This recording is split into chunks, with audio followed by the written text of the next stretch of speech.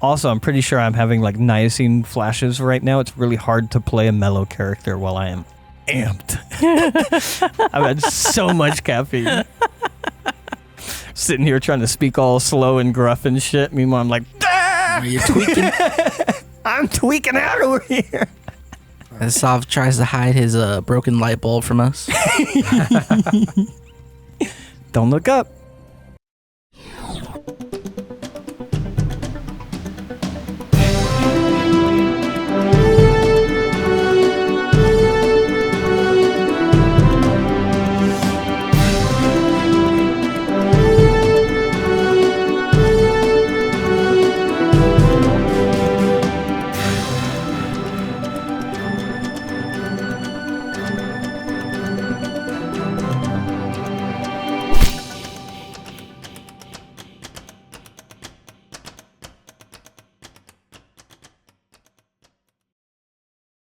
Tony Danza.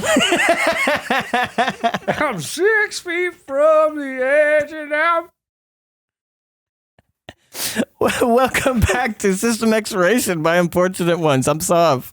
I'm Nix. And I'm Graythorn. And Graythorn is running a System Exploration mini campaign of Delta Green, which what did we call? Rodeo in the Alley? Something like that? Oh, Square Dance in the Alley. Square Dance? Yeah, I don't know. Something country in the alley. We chose something. I don't remember it. 1730. Well, it's in episode 2 or session 2. Anyways, name placed here. As we get back to our mystery of the perfect cell man mosquito pig truck. Yeah, I've got to throw truck in there. Gray, take us away. All right, so you guys got back into your car, discussed some things, and now you want to, I believe, go and observe sheriffs or look for Liam. I think it's just deputies and sheriffs in general, police force. Police activity. Yeah, Deputies. and I'd also like to probably swing by the trailer park. We'll just drive by. If there's nothing of note, there's nothing of note. All right. And the alley. I'd like to see that alley. Okay. And the next day we have... what time were we going to meet up with Jules? Noon? Yeah, I think it was noon. And that wasn't at the trailer park. She had driven further north. She had given us a location, right? She said to go to Nielsen's, Yeah. the trailer park, and she'll find you guys. Oh, we are going to Nielsen's.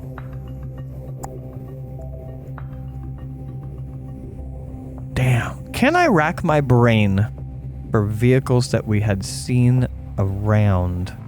And I don't think I would be very good at this, for the record. Even if my skills are there, memorizing every car on the street, probably not a thing. But can I do the best that I can to remember what cars were on the street? I do not want to retcon and go back, but remember what cars were on the street at the coroners. Because when we drive by the trailer park, I want to see if one of those vehicles matches and if Jules is already at the trailer park. Okay. Cars on the street by the morgue. Probably a handful of trucks, few sedans here and there. Handful of trucks. Couple sedans. Can I roll to remember Sure. a degree of what vehicles Sure. were there? Do an intelligence. Just intelligence? Yeah. I'm a smart boy.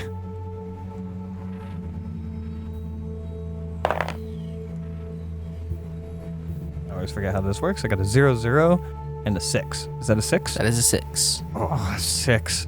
The number to beat was 85. Close. Very close. You don't have to tell me anything. It could be like I don't quite remember, but when I see it, it might stand out. Yeah. If. Yeah. When the time comes and you need the information, you'll have it. Yep. All right.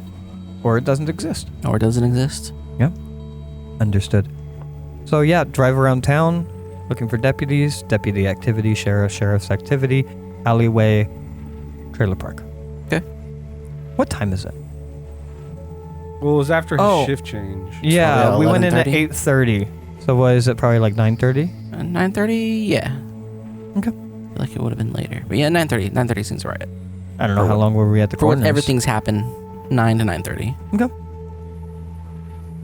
Right? So you guys are cruising around town, keeping an eye out for the law, and maybe a specific person if possible.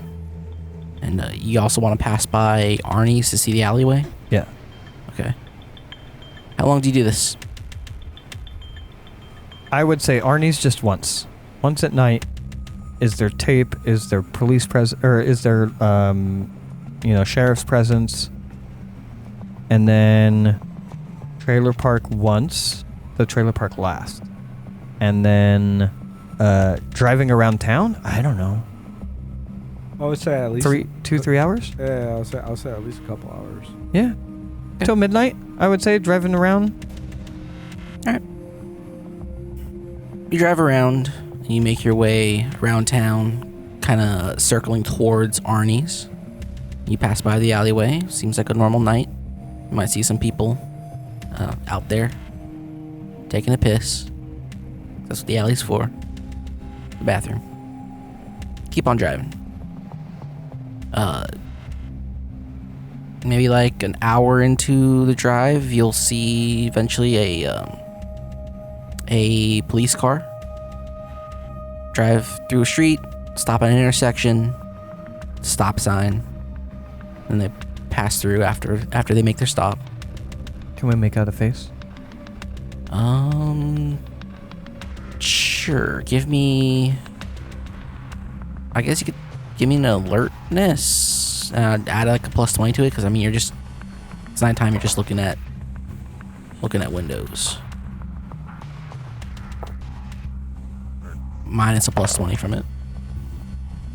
Minus. Okay. Yeah. I got nothing. I got 75. No. What'd you roll? 45 on the 20. It's literally doubly bad. I'm just trying to think of like light physics. I mean, I first of all, oftentimes, well, probably not sheriff's vehicles, but like police cars oftentimes have tinting. Sure, but this is also like 98, small town. Yeah, that's true. Police vehicle might just be a regular car with the siren on top. I've rolled for kind of like position, so you're kind of crossing each other in a perpendicular fashion. Got your lights on. I'm trying to think of like, would the lights from your car reflect too much off of the lights from their window?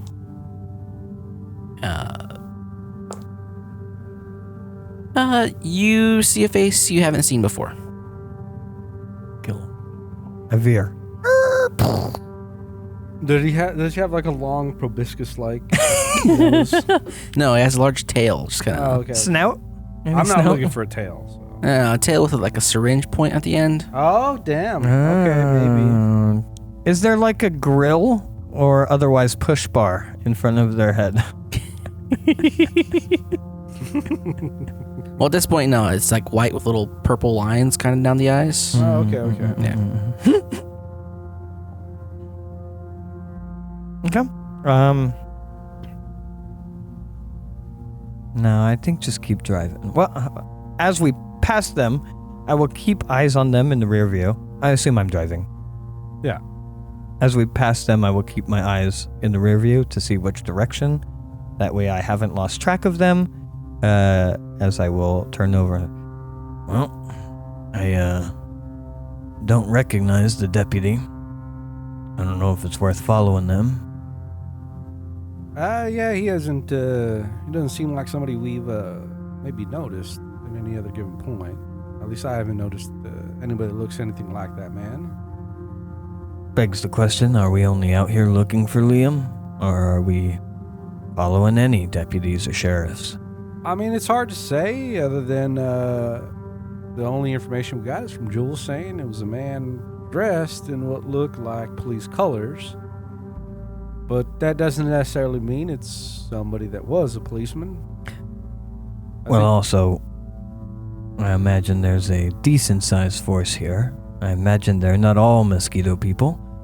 And I also imagine that not. based on how many days apart the incidences were, and that there were only 2, following around one person won't likely lead to any information. I doubt it. I think Liam being the top of our suspect leaderboard would mean that if we come across him, it may be worthwhile to tail. But without it being Liam, I think our best bet is just to wait and hold off until we have a conversation with Jules and see what else she can remember when she is less Sober. intoxicated. Yes.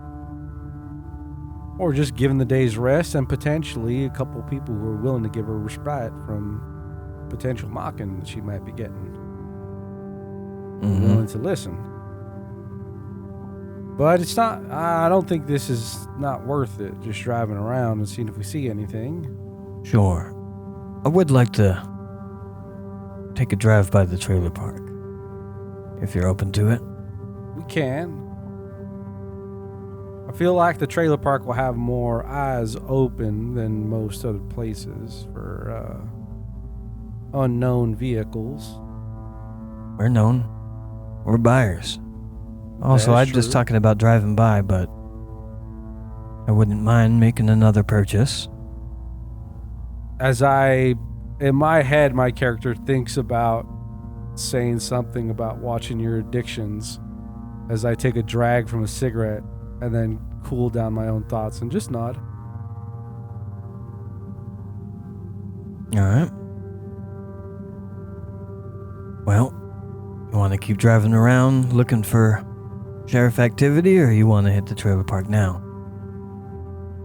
It's up to you. We can go hit the trailer park and get that part done, unless you feel like a later in the night visit would be better. But as far as I'm concerned, it's do this till about midnight, just kind of looking around, see if we can spot Liam and maybe any other suspicious police activity if it means the whole department's involved, or that could implicate the whole department. But beyond that, I think, as far as I'm concerned, my clues lies with the little lady. I think you're right. I don't think we're going to find much else out here driving around at night, but I will mind you that we have an appointment at noon tomorrow. That's the only lead that we have other than Liam. And that gives us only a half day after that appointment to figure that out, because we fly out the next. Forgot about that. I am correct about that, right? Tomorrow's the 4th day, so the 5th day we fly home. Mm-hmm. Yep. I mean, the only other thing I could do is, or the only other thing I can think of, and it's probably too late to follow up on this thought, would just be, this would be more of just kind of confirming more of the same, would be checking in on some of the local ranchers and farmers about their animal loss, and if there's any potential way that we could spot one of these freshly deceased bodies, or if there is a corpse and if they have a hole or this circular shaped mark. But all that would really do is confirm that there is a creature that we know exists out here that kills in this manner. We could get potentially a direction. I imagine Leland would have shared some level of that information if that was a thing beyond. Well, talking to the talking to the butcher, he kind of said that it all just kind of like it's normal stuff, like it's all in the guise that. Let me circle back. So, if the ranchers had seen anything that would be useful beyond just the death of their animals in a strange way, I imagine they would have reported it. I imagine Leland would have heard something about it, and I imagine, with as open as Leland would have been, or was being, I imagine that he would have mentioned it. So even if there is anything out there, as you said, I imagine it would just be that they died, and confirmation of things we already know and not new information. Yeah. 'Cause I did have a thought about taking a drive out.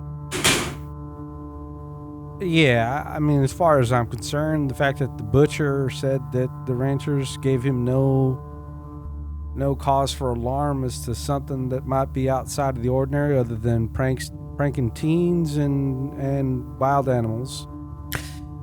I don't like how multiple times strange not strange, but outsiders were mentioned, and we have no leads in that fashion. There was a little lady, brunette, there on the night that Jimmy died, out-of-towner. And I believe, yes, there was also a man, out-of-towner, got in an argument, also at Arnie's, out-of-towner. 2 times, at least, out-of-towners have been mentioned. I believe one of them mentioned twice to us. And we have no indications or information or leads about any out-of-towners. Well, my impression is if this is some supernatural or ungodly creature, that it has made itself appear unrecognizable. And if you're in a small town, an unrecognized face is an out-of-towner. So, Well, being able to spot that same face twice would probably be hard to do. here's what bothers me. Mr. Donald. I smirk and say not your name. Yeah. I don't feel confident enough in anything that we've found to say that everything points to anyone. However, we have some things that kind of loosely and indirectly point to Liam, but nothing of surety, and it feels to me that there are leads out there that we haven't been able to find. But maybe. I don't know what direction in order to find those leads. My guess and my thoughts go to, again, the overwhelming number of evidence of people talking about out-of-towners is just, this is some sort of outside influence that happens to have picked a place that's relatively easy to eat up some targets. I just had a thought. Yes. Dun dun. Why'd you say dun dun? We were just sitting in the car. 3 incidences. Not 2, 3. 1. Lawson goes to Liam's brother Cameron at Arnie's. Causes trouble. I believe maybe causes trouble with Liam. I don't recall. After confrontation, steps out into the alleyway. Dies. Jimmy is known for daddy's not liking him. He gets a little lady, out-of-towner, maybe a red herring, maybe you're right. Either way, daddies don't like him. We know there was a man in town, an out-of-towner, maybe a daddy. Potentially that is another confrontation. Jimmy steps into the alleyway, dies. 3rd incident, local, confrontation, resolves itself. No one steps into the alleyway, no one dies. What if we get real lucky and either tonight or tomorrow, tonight would give us 2 opportunities, but I could understand why you wouldn't want to do it. What if I were to go into Arnie's and start trouble? Maybe not full confrontation, but let it get heated at the very least. And then I step out into the alleyway. Who do you want to start trouble with? Does anybody? Preferably Liam, Oh, if he's in the diner. if he is. Maybe Liam's friends, those ranchers. Maybe Liam's brother, Cameron. Preferably someone connected, but if we don't do that tonight, tomorrow we're gonna have less choices. That is an option. Again, part of me figured that might happen the first time we went out to that alley. There was no confrontation. You were being at least sitting across. Leland definitely didn't have the kindest faces and sights looking towards you. Well, no. Leland didn't like me. But also Leland is drunk and I don't think either of us suspect him anymore, so maybe that was the wrong person to have a confrontation with. I mean, I'm not against... I can fight Leland if you want me to.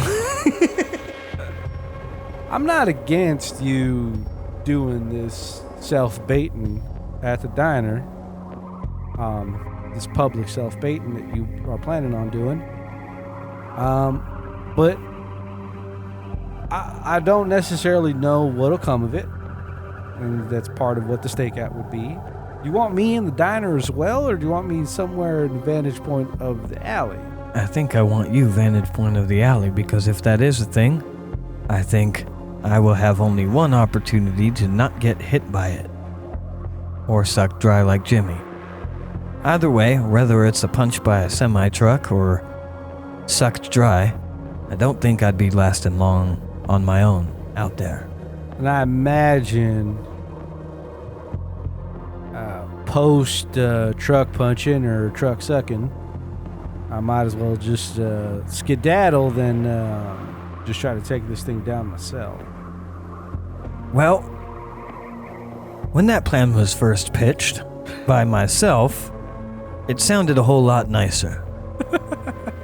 But yes, if I get into a pinch and I get myself killed, I don't think there's any reason why you should be crawling down that alleyway and getting yourself killed. Yeah, if I could spot it, and if we have, it looks like things are getting dangerous. The thing is, if I'm looking point alley, and you've dragged somebody into that alley with you, or somebody's following you into the alley, is there a signal that I know that way I don't overreact, that it is just some person that is back there with you? Because there are several times where people were walking in and out, potentially walking in and out of that morgue, that I could have easily thought was not necessarily the best move and reacted poorly. Well, this time, we're not going to be inside a building, so you'll have eyes on me. So rather than listening, watch. If I pull my gun out... we had that in the morgue if bullets start flying. If you heard gunshots, if I pull my gun out, I think it's time for you to get involved. All right, well... I can take an ass beating if it's just going to be a normal ass beating. I will not pull my gun. Memory serves. Was there a good place to park the car to get a good viewpoint of the alley at Arnie's? Mm-hmm. Okay. Yeah, right across from it. Right across from the alleyway. But like a non-noticeable area, or is it people would see that the car... People would see. And that there's somebody in the car? Depending on the time of day. Night. Now. Yeah, like if 10 p.m. or whatever it is. 11 p.m.? The place that you parked the car originally when you first came to town, it's really the only place to be if you want to park the car there and see down the alleyway. And at nighttime, there's no there's probably not a lot of street lights. Liam takes his breaks at the bar. We can probably get, as long as he's on duty tonight, we can wait for Liam. Yeah, I was just wondering if there's a place in which, if we do park and I'm looking down the alley, if there's a place that's not going to be noticeable that I'm sitting in the car, potentially during this long stakeout. I really hate having the same plan twice. One, it's an indication of being lazy. Two, it's an indication that we are not thoroughly thinking out of a plan that is appropriate for the specific situation. But I'm not so sure if guns are going to help us with what we're facing. So just like the coroners, maybe you parking away where you could very quickly get the car down that alleyway and you ram that car straight down that mosquito pig truck's throat. If I pull my gun, you fucking hit us both and I will try to jump at the appropriate time. That's a small change in the plan right there. Well, the original plan, I'm already dead. Yes. Yeah, we could try something like that. That, again, there could be nothing of it. And also, I mean, the next thing that we got to do is noon tomorrow, so not a whole lot more for us to do other than what you're saying, so... If you do hit both of us and kill both of us, you know you gotta get rid of both bodies. This can't make it to the public. Investigation of either body would be bad. If you leave a mosquito thing strewed out in the street, that'd be a problem. If you leave a CIA agent strewed out in the street, that'd be a problem too. It's during communications with Delta, with that one guy and the UCell, and what was the name of the agent that contacted us? Did he give us a name? Alphonse. Because in SCP, there's a whole thing about like protecting the veil, So Delta Green has a super heavy, at least, I mean, this is his game, so it doesn't matter, whatever Gray says, but from my understanding, Delta Green has a huge emphasis on, like, unlike X-Files, our job is cover-up. Yeah. Would you agree with that? More or less, yeah. So if there was a big bug monster, part of the realistically, you haven't really had much contact with Delta Green aside from your first initiation interview. Yeah. And then the contact from Alphonse when he told you to get here and what you should be doing and stuff like that. But I imagine in that first interview, that probably would have been emphasized to us of like the purpose of the group. The purpose that you know of is that if there is something out there that is spooky and weird and unnatural, your purpose is to find it, take care of it, and make sure that there's nothing anyone could, discover. Sure. It's you're not here to understand things, you're here to make them go away. Sure. Yeah. After you say all that, I'm like, well, I'm not a very big or strong man. And if I crush two bodies in an alley next to a busy diner and I make all that noise, I don't know if me, even if I was waving a gun around a potential location where cops are around, I don't know how I'm going to handle dealing with two bodies, both probably much larger and heavier than my own, and throwing those bloody corpses in the back of a car and then driving off. And I don't know how it would clean the scene of blood of you and monster juice. Well, in that case, I would say, as best you can, at least take care of the creature's body. I'm sure an unmarked, as I will be leaving my badge at the hotel, or maybe in the car. Probably in the car. I don't know if I want to go back to the hotel right now. Unmarked CIA agent involved in many of this. I imagine the CIA will clean it up. That will still put the CIA eyes on what we were doing, but it won't put the public eye, at least. Yeah, I will do my best, but I will let you know that under the circumstances, I'm not sure exactly how much I would be able to do if it gets to that point of squishing alien mosquito body with a car in the middle of a busy alley. Above table, I absolutely understand what you're saying. You'll do fine. All right. Above table, you're absolutely right. 100%. Yeah. I will. Sov's point of view. Yeah, absolutely. That would be incredibly hard to accomplish. I will nod for security of fuck, what was your character's name again? Upton? Upton.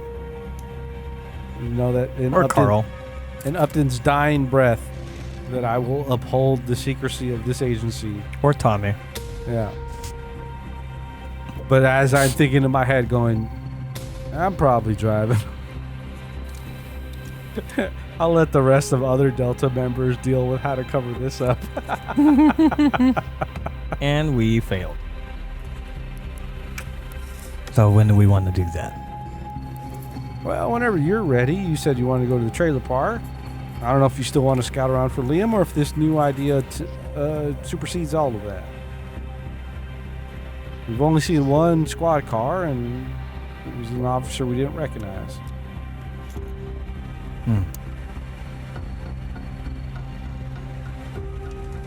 Why don't we swing by the trailer park and see what we see, and I'll make my decision then. Let's do that. I don't love the idea of having a bunch of meth in the car when we do things that might get us caught. Oh no, I think if all goes to hell, and then I run both you and a mosquito alien over, and then I get in a gunfight with an officer that was in the diner, and I get myself shot and killed. A CDC officer with an unmarked CIA officer with an alien body with meth in the car. I think all that tracks. I think that'll all be good.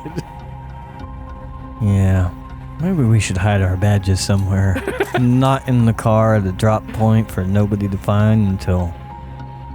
I think for the rest of the night, maybe we do step off at the hotel for a brief second. Well, then that'll give... I don't know if we care about people at the hotel knowing that we stopped in and out of the hotel at this time of night. But yeah, we probably don't need to carry it on you while we're in there. You could just be in the car. Well, we certainly don't need the meth. We could drop that off at the hotel as well. Yeah, I wasn't sure if... I don't know if you were just fixing for something. Upton will smile and not say anything in response. Be an insight check? Can I call that on myself? Yeah, go for it. Roll a human. God, that happens all the time at my tables, by the way. Just with the deep RP that we do, is just players insighting each other. My rule, by the way, is like, because it's 5e, is like, oh, roll me an insight check. Cool. Gray. Nix got a 16. What does a 16 get Nix? You determine that. Like, I'm not going to determine the DC of that. Like, player Players agency. are role-playing with each other, unless somebody's lying. And then you got to be like, is that true, player? Yeah. And then you get like, okay, they're telling the truth. Yeah. I think... But that would have been I would initiate that with a deception check from that player immediately, so that kind of sets that boundary, and then yes, you would be inciting against that deception check. But when it's just like I'm thinking about something in my head, and then my player wants to incite that, then I leave it to the person who is thinking about that, like how much of that is showing on your face. And it's like, oh, a 22, yeah, they could read me like a book. But even like sometimes like 17 is like, I think I'd be hiding it pretty well, so I don't think you would notice anything. So I just leave it to the player. Were we driving around during this conversation, or were we parked? I think we've been driving around. Okay. So I'm going to assume that while we were driving around, I'm kind of doing that thing where I'm kind of looking forward and then looking to the side every once in a while, and I'm not really paying attention to his face all that often. And then as he talks about meth, and as I have the idea of I just assumed you were having that fix. I was... at that time, getting my fix and taking a deep drag of the cigarette and in my head going, oh yeah, and then blowing that out because I've rolled probably the worst possible that you could do, which is a 99, which is a crit failure. I have fucking no clue how Upton feels about anything in this moment. I'm so fixated on how good and smooth this Marlboro is. Hey man, you got some nicotine? I got some nicotine. I focus on these deep leather tobacco tar Just these wonderful caramel notes running there. They're marching their smooth menthol trains down my lungs.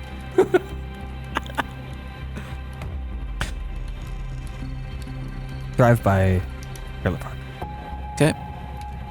Drive by the trailer park. What do we see? We're not necessarily pulling in yet. Are there lights on? Is there business? Is it open for business? There are lights on. You see people there. It's kind of like I want to call it like a biker gang, but there are a lot of bikers here. And they're all out there, and by the trailers, you got porch lights on, stuff like that. People are hanging around, drinking. Sure. Okay. I will... Do I see anything that indicates to me Jules' vehicle? No. Let's go buy some meth. All right. You pull into the trailer park proper. I'll probably, because I know they're always in like circular, I'll try and drive around in the other direction because I am driving this time so that I would be window facing the sale. And I wouldn't drive to that first person. I would drive to the person I know actually does the business. All right. You pull up. You're there.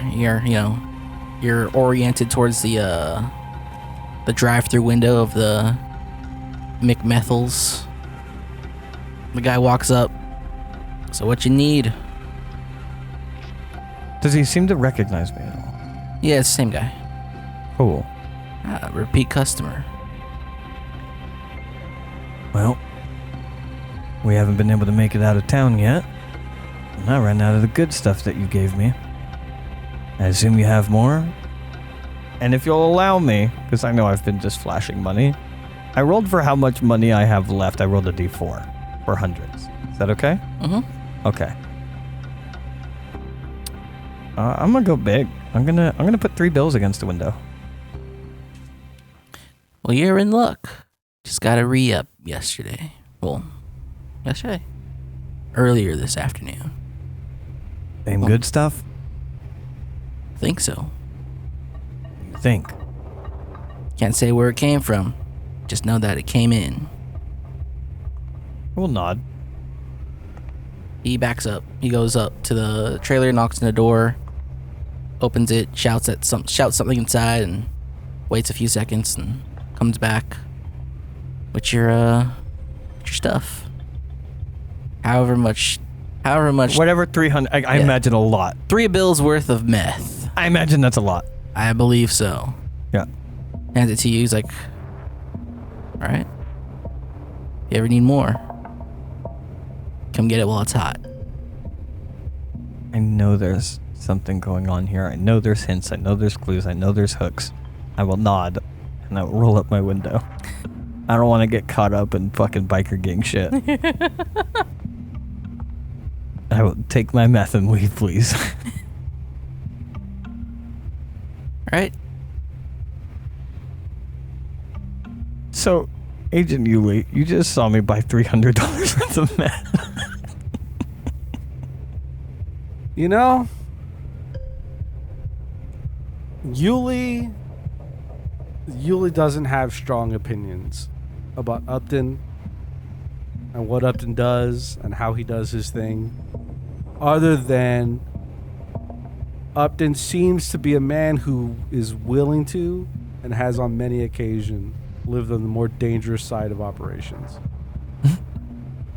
All Yuli knows is, again, he's still coming from the side that, like, in this, like, big man, little man scenario, like, I'm the guy that's there to test for things, and you're the guy that helps protect me in those situations. And part of that comes with, like, my movie experience. Or like, yeah, you're the adrenaline thrill-seeking kind of person. That's the kind of person that does that job. So it all kind of, like, fits. Also, I do think you've gotten yourself addicted. Sure. Okay. Stop by the hotel. Drop off. Sure. Don't think we should drop off badges. But I don't think we should have them in the car either. If we get arrested, the first thing they're gonna go do is check our apartment. Sure.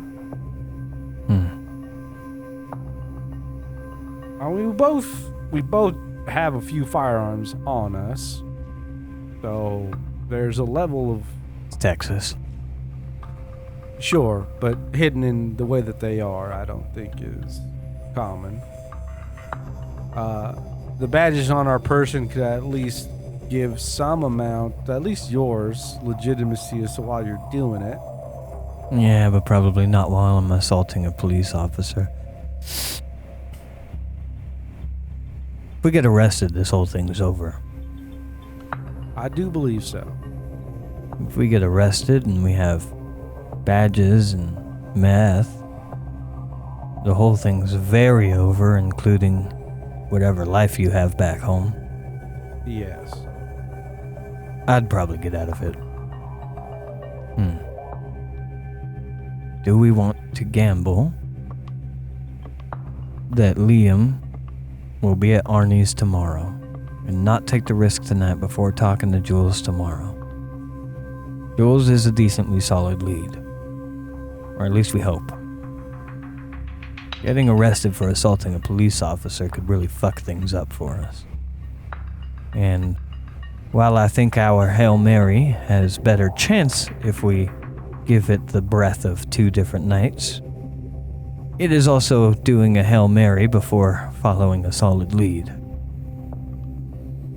Yes, I mean the line of what you were trying to do was It's risky. risky. That is a way to put it. We could have easily done that before acquiring the $300 of meth that you have required. Because I'm pretty sure this shop, Methy D's, is probably open 24 hours. If things don't go the way that we hope the Hail Mary goes, then we're just getting arrested and we're not going to be able to do anything for a couple of nights. And we're going to miss our flight. Well, at least you are. Probably the biggest smile and level of respect that you've gotten from Upton in this whole campaign. Of like, you are 100% accurate. And I respect your charisma. Oh God, you're the other guys. Was that? Yeah. So, take the risk tomorrow? If you would like, yes, we can. Rather than tonight, I mean. Again, I do agree with you that it is a hell of a Hail Mary. I don't know if anything would come up of it cause you're asking for a lot of circumstances to be good. That of course. One, Liam is there. That Liam would be irritable enough for you to just irritate him. No, I could do that. Yes, but I'm saying I don't know how level-headed he would be, in which he'd be willing to follow you into an alley. Without somebody else at the diner probably perking up and saying, hey, back off, and then you have more trouble in your hands than you necessarily intended. And then it's not Liam following you in the back, it's a couple of guys that like Liam. And then I get the shit kicked out of me, and it's no big deal. Yeah, I'm just saying that there's a lot of circumstances that... No, I understand that. That's why I think 2 nights gives the Hail Mary a little bit more breath to be successful. But it's then doing a Hail Mary before following through with leads. And we do have leads at noon tomorrow. Yeah. Yeah. I think if we want to try something more brash and crazy, or more on the, well, let's see what happens, then maybe yes, the last night that we have here. Because other than that, it's tomorrow night comes to a close and we file all the paperwork we can with all the information we have to Mr. Alphonse, and I guess we aren't the best agents for this kind of work. Well, we've done at least the first part about figuring out if it is or is not a cult. Whatever it is something freaky, big, weird, and strong. I'll But we have forever regret something. not buying that hat. What's that? I'll forever regret not buying that not a cult hat. All right. Should we drive around for a few more hours and then call it a night? I figured we could stay at that original plan until midnight. We can always drive by Arnie's and see if anything's happening. Did we already do that? We did. You drove by to see the alleyway, yeah? Okay. People were peeing. Yes. Yeah, we could drive around a little bit more and just see if we spot a Liam loading about, or if we hear a great buzzing of a mosquito truck man, woman flying around. All right. Why don't we do that then? All right. Yeah, I guess we'll just drive around. In my head, I know he's also mentioned it, but for the record, whenever he mentions, whenever in character, he's mentioned it. It's not been necessarily as a joke, where it's like, oh, a mosquito person. Like in his mind, these are real possibilities.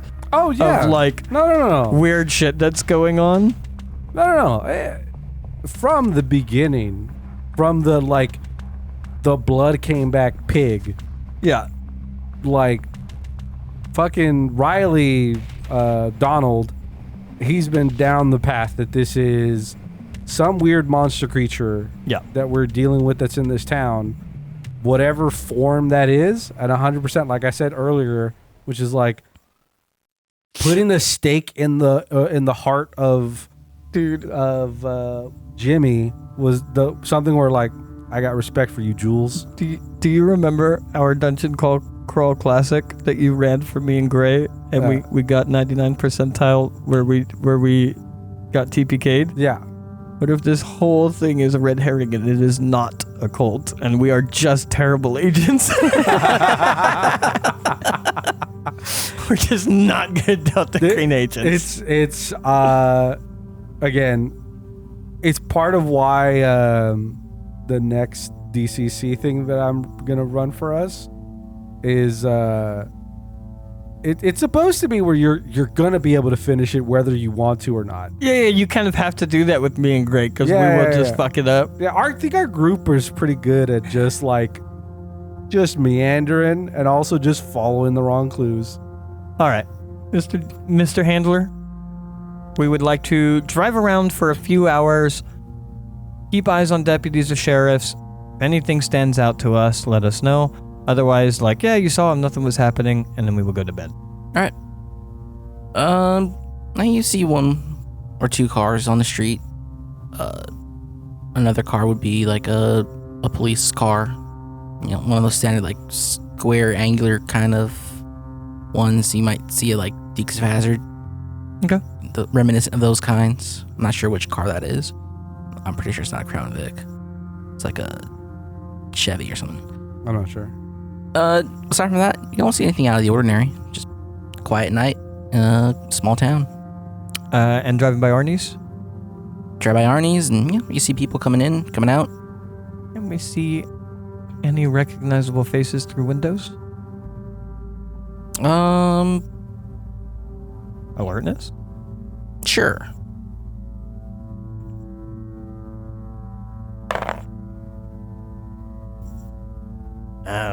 They got the blinds closed. Oh, that one wasn't bad. 13. And through the blinds... The blinds just blow open.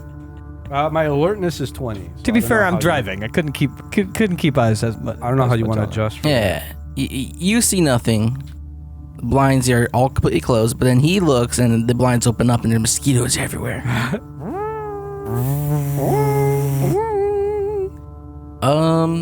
Just regulars that you've seen before, mostly. Yeah, probably people I recognize from the other day that we were in there for 6 hours. Mm-hmm. You might notice a deputy uniform or two, but from what you can gather, that's normal for this place. Yeah, I imagine when we were there probably was some level of some deputies come in there just for their breaks. It's always a couple. Yeah.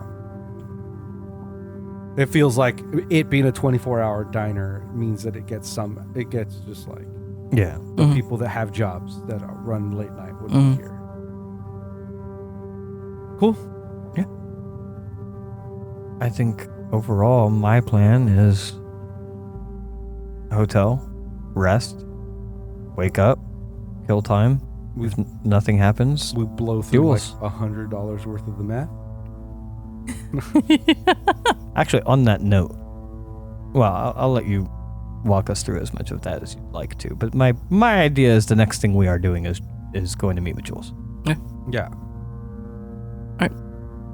You go home, you sleep, you wake up, you do your thing in the morning, kill some time, probably get breakfast or lunch Sure. or both. And then you head over to Nielsen's. Yeah. You head over to Nielsen's, you see it off in the distance. How are you approaching this? Well, one thing I will say is you do not see me take any of the meth. At all. No more broken light bulbs or anything. It is all in the packaging that I received it in. I imagine the person we're seeing has some relevance to why you'd have so much meth. Maybe. On that note, approaching Nielsen's,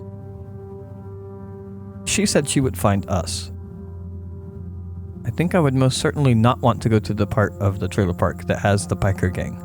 Mm-hmm. As much as possible. Obviously, the whole park is probably tiny. Is there like a communal area? Like more of a park area or like an open space where like Yeah, I'd say like half a block. yeah, I imagine there's probably some sort of like park-ish. Yeah, benches or something. Yeah, benches or something. Some place that encourages people to like hang out. Yeah. Park our car. All right. Somewhere around there. All right. Wait. We are to be found. Eyes constantly looking around. I want to know everyone that is going to approach this vehicle. After about like 5 minutes, I'd probably turn to you as like, probably should have got clear directions. We were just told come here and she'll find us. Yeah, I know, but probably should have drilled her a little more about like a specific spot to be. I got the impression that she wanted to approach us, not have us approach her. Yeah, I understand. Da-dunk. Oh shit, we ran her over. I don't know if it'd be a dunk, more of like a boom. Thank you, Tabletop Audio. Go ahead and make me alertness checks.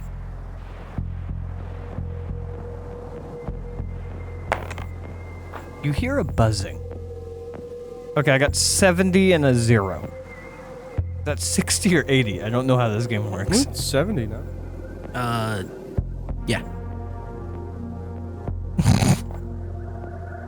I got 59. I see nothing. All right. Maybe the nerves has got to you. Maybe, you know, the idea that this place is a cult with some sort of mosquito truck pig is putting you on edge. Maybe the idea that you've got a block of meth somewhere getting to you a little bit On me, for the record. on you. A whole block of meth just on you as you think about, you know, a light bulb. As the other one thinks about open up his pack of Marlboro Reds. Marlboro. I keep thinking Morley because that's the X-Files guy's choice. Oh, really? Yeah, Well, I imagine they The smoking man? the smoking man. I Yeah, imagine they couldn't actually have like a real brand. yeah, it's Morley Reds in the X-Files. We could make up a in-universe. No, I'm going for sponsorships. Oh, okay. I have talked nothing good about the great feeling of smoking a cigarette. yeah. Marlboro Reds. Nice and smooth. What the CIA smokes. Your doctor recommended. Slap a Joe Cool camel on the What? thumbnail for this. What the CIA smokes. Recommended by your local CDC. You hear a tapping on the driver's side. I'll look. You look and you'll see Jules sort of squatting down beside your car. And she's looking up at you. And she's like pointing to the back door Of of your car. Oh. Yeah. Does this car have electric locks? 98? What kind of car was this? A sedan you pulled from a Rent-a-car. rent-a-car? Probably modern for 98. That's a rental vehicle. So. Rental vehicles usually are up to date, right? Usually, yeah. Yeah, there's electric. I will make it a point to, even if it's already unlocked, lock and unlock it. I want her to hear the locks, basically. Yeah. She'll hear it. She'll sneak back towards the door, open it, hop in. All right, just drive north down the street and keep going. As she kind of keeps her head low. I will drive and keep going, intentionally keeping a pace where we have momentum if I need to drive away. Okay. I will not lock the doors. That seems like it would spook her. You clean, Jules? Clean? What do you mean by that? Last we saw you, you Uh, had smoked. I don't touch the stuff.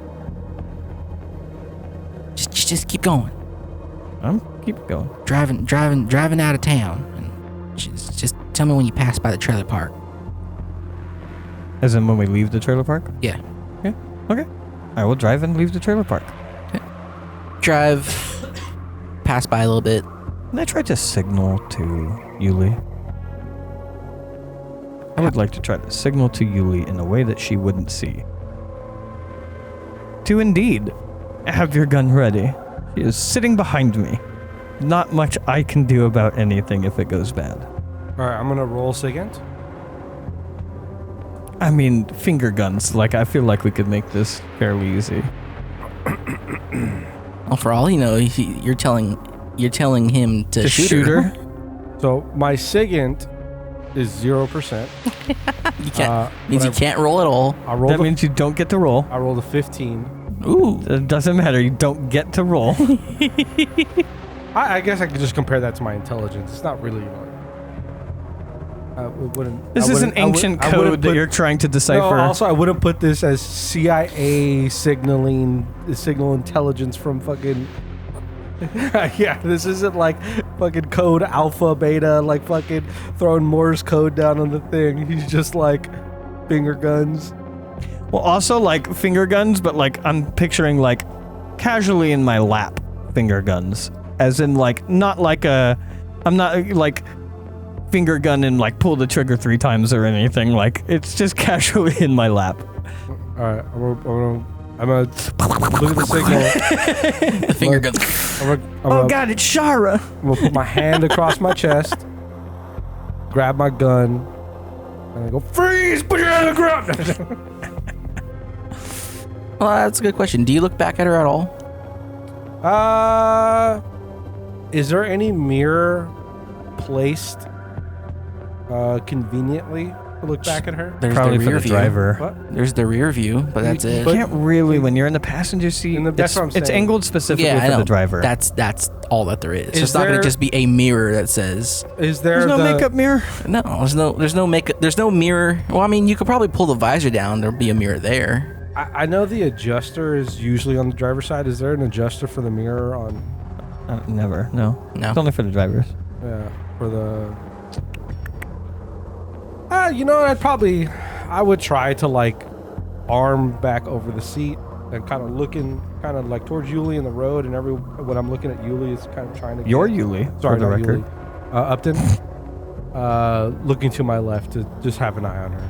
Okay. She's not even in the seat. She's kind of wedged between she's like in the little. Wheel well or like the footwell. Yeah. And she's kind of just hunched down.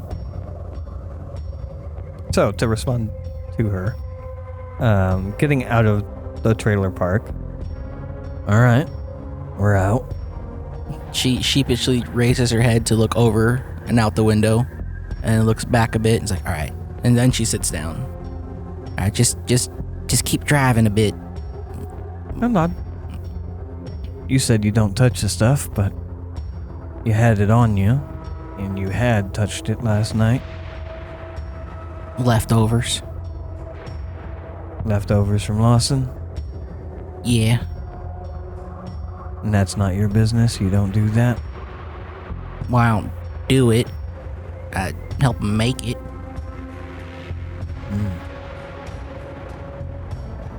That over at Describe McMeth or whatever you called it.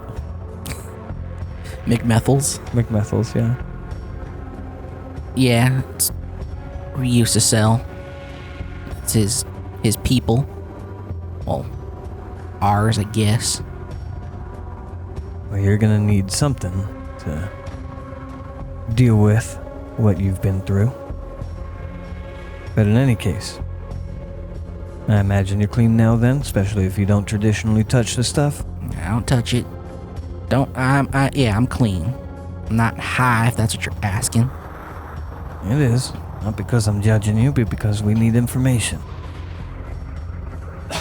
Whatever it is that took out your Lawson. Take a left over there. I'll take a left.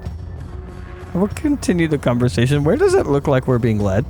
You're sort of being driven out of town, a little northways past some ranches.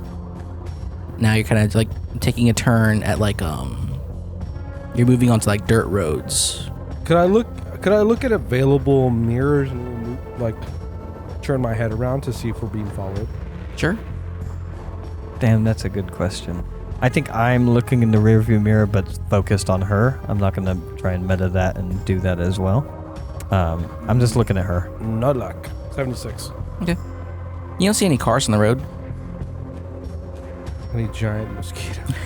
I don't like her directing us so hard, but I'm trying not to spook her. But do I get bad vibes from her directing us so hard? Like, just drive out of town feels fine to me. Drive out of town on these specific roads feels a little funky, especially with bikers around. Bikers that I've bought meth from that she's definitely connected to. I mean, do I get the feeling from her that I am being driven to an ambush, or do I get the feeling from her that she's just taking me out of town? You can roll a human for that. Yeah.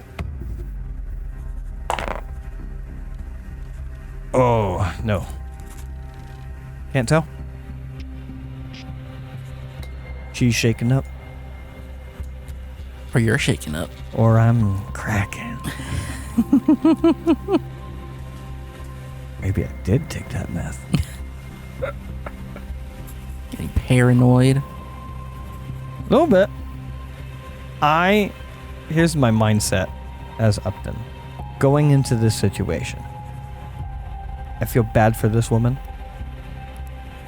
And I do not think she is a suspect. Immediately when she sits behind me in a car where I have my focus on the road in front of me, my hands occupied on the wheel, I immediately am second guessing her being a suspect. And it has nothing to do with her. It has everything to do with the vulnerable situation that I have been put in. Yeah, you're, Mr. Paranoia. CIA field agent guy. Paranoia. Yeah, this could be like literally a normal person. The fucking butcher gets in the car behind me like this. Immediately I'm like, this person might need to be killed. Well, you see the butcher on the side of the road and she tells you to stop and pick him up. I ram him. I take the left. Okay. All right, just keep driving until you see like a whole worn down barn, and make a right after that. All right. We just getting out of sight? Going home. Said you wanted information. Swear I have everything. Alright. Is there something you want to show us at your home? Or do you want to talk on the way? We could talk. You'd mentioned that you had seen what had happened. Oh. Above table, she also mentioned not being quite there. I think was an indication of her being on meth then as well, so I don't believe her that she doesn't touch this stuff. That's good. I'm intentionally not looking at our handler right now. You had mentioned that you had seen what had happened and what it was that killed Lawson. Something unholy, I assume, based on you staking it and trying to douse holy water onto Lawson's body. Now with your mind more clear, can you tell me more of what you saw? I know you saw the deputy khakis, or law khakis at the very least. Did you see it transform? Or was it already, by the time you saw it, in its true disgusting nature? I couldn't make anything out. I know what they were wearing. And happened quick. That's all I can really say. You weren't in the alley with them. I was in the car. Right. Before that happened, Lawson went there, I believe, to confront, was it Liam or his brother? He wasn't there to confront nobody. He went there to get some alcohol. But a confrontation happened nonetheless. I imagine you were paying attention, worried about Lawson. Who did you see in Arnie's? I wasn't in Arnie's. From the car, I mean, through the windows. I was... No, you know the alleyway, right? Mm-hmm. And she describes, what she describes is like the truck was parked around the same place that you guys parked your car the first time you came into town. To see down the alley. Yeah. Yeah. You can't see into Arnie's from there. Oh. Okay. Is there a liquor store down that alley? No, he gets his liquor from Arnie. Oh, from Arnie himself. Yeah, they've known each other for a while, even though nobody likes Lawson in this pissant town. So, who accosted Lawson then when he was waiting for Arnie's delivery? Delivery? Sell. I don't know. I wasn't in there. Oh, when Lawson got hurt, it was inside? When Lawson got hurt? What you mean when he was killed? Yeah, sorry, yes. No, he was killed in the alleyway. She was looking down the alleyway. I imagine it was dark, and she didn't get a good look other than the uniform. And saw the uniform kill Lawson. All right. Above table, does that make sense? Do you get what I mean? Yeah. Okay, fine. Did you have anything else you wanted to ask her? No? I know I heard that he got into a fight with Cameron. That's probably because, Lawson's not too fond of the deputies, and it was a deputy car that knocked me off my bike. That was some other time? Hours earlier. When you were waiting in the truck, looking down the alley, in the time that you were waiting, did any sheriff or deputy cars pull up to Arnie's? See anybody go in? Not from where I was sitting. I don't think I remember anything like that. Now what you did see, you said you saw, well, something spooked you. You couldn't tell who it was, but I imagine you saw some version of the form, whatever this thing was. Can you describe that? Whatever this monster is in its true form. Yeah, it looked like a person. I don't think it transformed, if that's what you're saying. All right. There's the barn. EDM. Paranoid player, paranoid character. Well, you are above table. You are timing our conversation. We turn at the barn. Well, I mean, it's not like you're driving at Yeah, infinitum. it's fine. It's fine. You know, just It's fine. I see you. I think DMs need a DM mask instead of a screen. Real quick tangent. Originally, you would play, the DM would sit behind a cloth. What's the creator's name again? Gygax? Gygax? Who'd play behind a cloth. Just the DM. So you'd be at a table with your friends, and then there's a cloth and the voice of God. Yeah. That sounds about right. DM mask. Love it. Hey, it's why I play with just voice and you play with a V2 character. My players can't even see my avatar. It's Oh, really? yeah. Oh, I didn't know that. Okay. Unless they're watching the stream, then they're cheating. Ah, look out. All right. Turn at barn. Okay. Probably pause in conversation. I want to pay more attention to where we're going as we turn. Yeah. And there it is, right there. And you'll see like kind of like one of those old school like metal trailers. Yeah. And it's hitched to a pickup truck. This is Texas. I imagine there's a lot of planes. Are we on a plane? This flat ground? Can we see into the distance as I am now looking around to make sure there's nothing sketchy going on? It's flat ground. It's mostly like a crop field at this point. It's a crop field on towards the barn, towards the side that you came from. Then past the barn, it's more plains. Are the crops tall and or dense enough to conceal a person or vehicle? And how far away from the trailer? What kind of crops would this be? Maybe like corn? I don't know what grows in Texas. Me neither. I just assume it's either corn or wheat. Corn would be tall enough. Wheat wouldn't, I don't think. I'd say it's corn, just because I like the feeling of you being more paranoid. Yep. Love it. But beyond the barn, it's more of a field until you go like maybe like a mile or two. There's another field of more crops.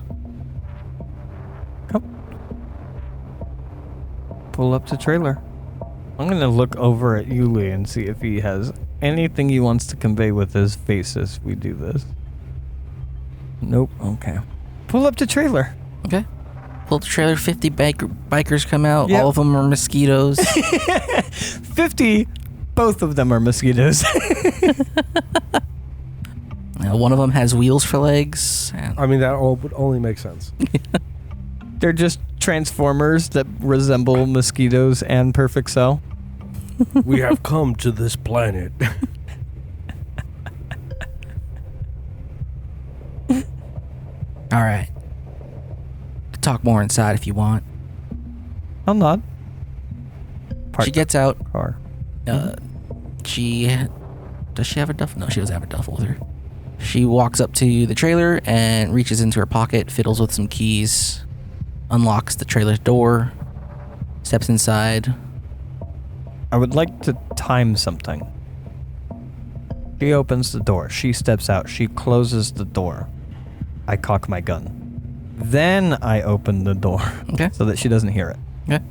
Yeah. Then I open the door, step out, and casually follow her. All right, follow up then. Follow her into the trailer. Yep. Right. She waits for you guys to enter. And Plant C4 on the bottom of the trailer? No. she closes the door behind you guys, and you're in this trailer, maybe about half the width of this garage we're in right now. Does it smell like meth was smoked in this trailer at some point? No. I assume it is not a lab. I assume the other place was the lab. No, I said smoked, I know. not made. I'm branching off of what you said. Okay. Safe to assume. Does it just seem like a home? Seems like a home. It looks a bit messy. There's a small pile of books on like a little counter area. There are a bunch of hastily carved wooden stakes. That crossbow from the other day is resting on the bed with a bunch of crossbow bolts. There is like a handful of silver rosaries being next to that crossbow. You'll see some of those rosaries hanging along the trailer itself. On the inside, there's a little thing of garlic. And she closes the door and she looks out the windows. All right.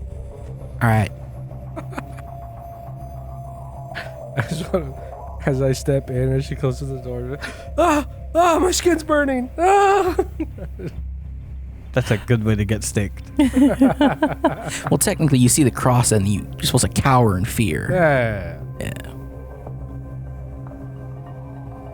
Well, seems you've been preparing for something.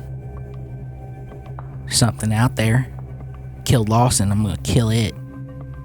Something out there did kill Lawson. You say it just looks like a man.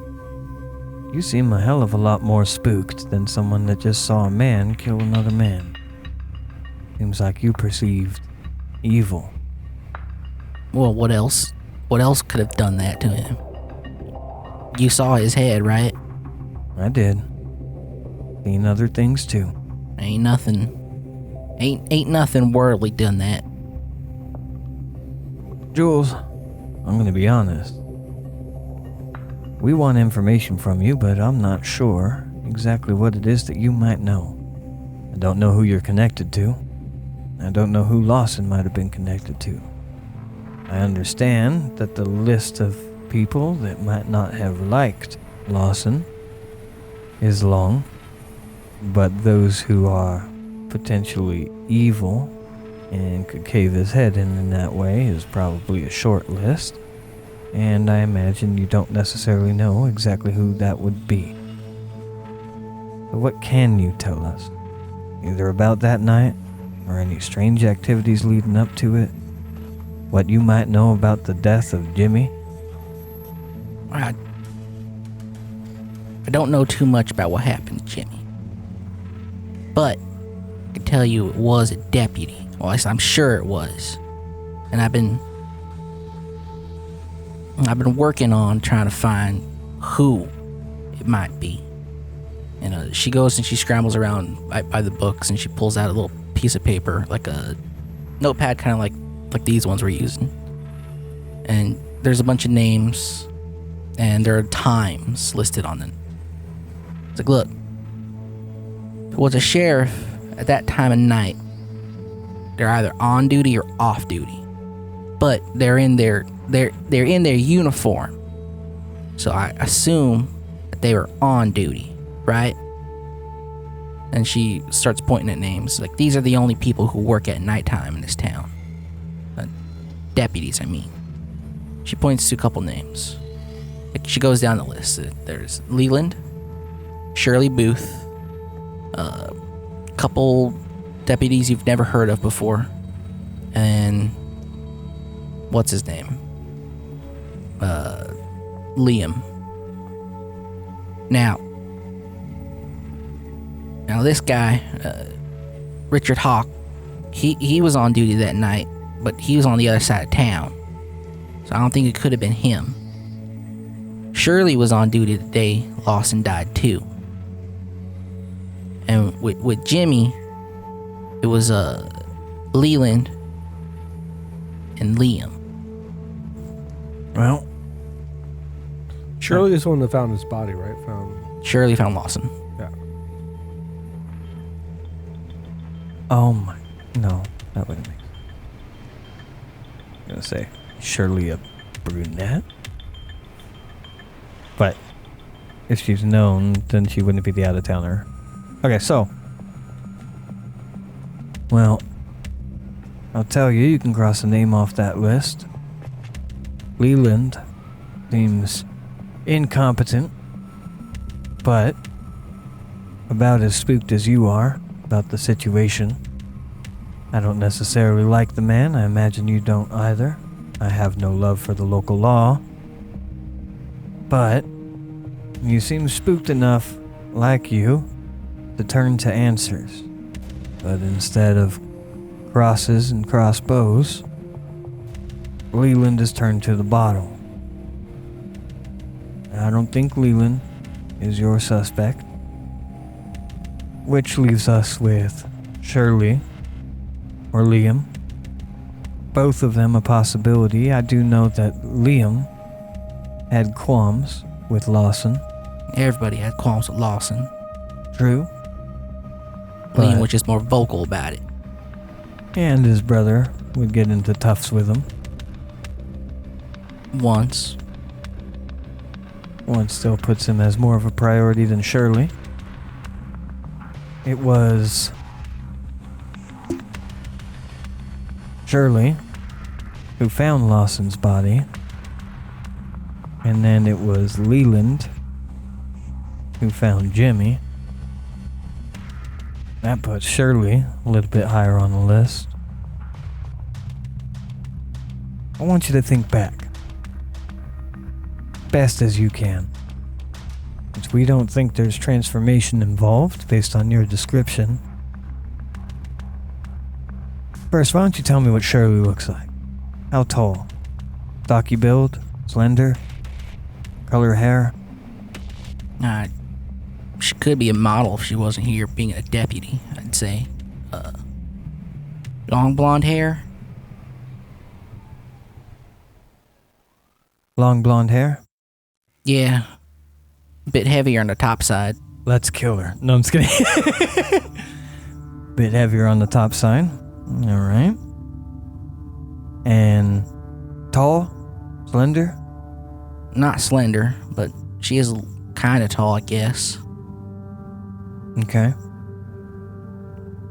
Now, tell me about Liam. Liam, dark skin. I think he's Mexican or Navajo or something like that.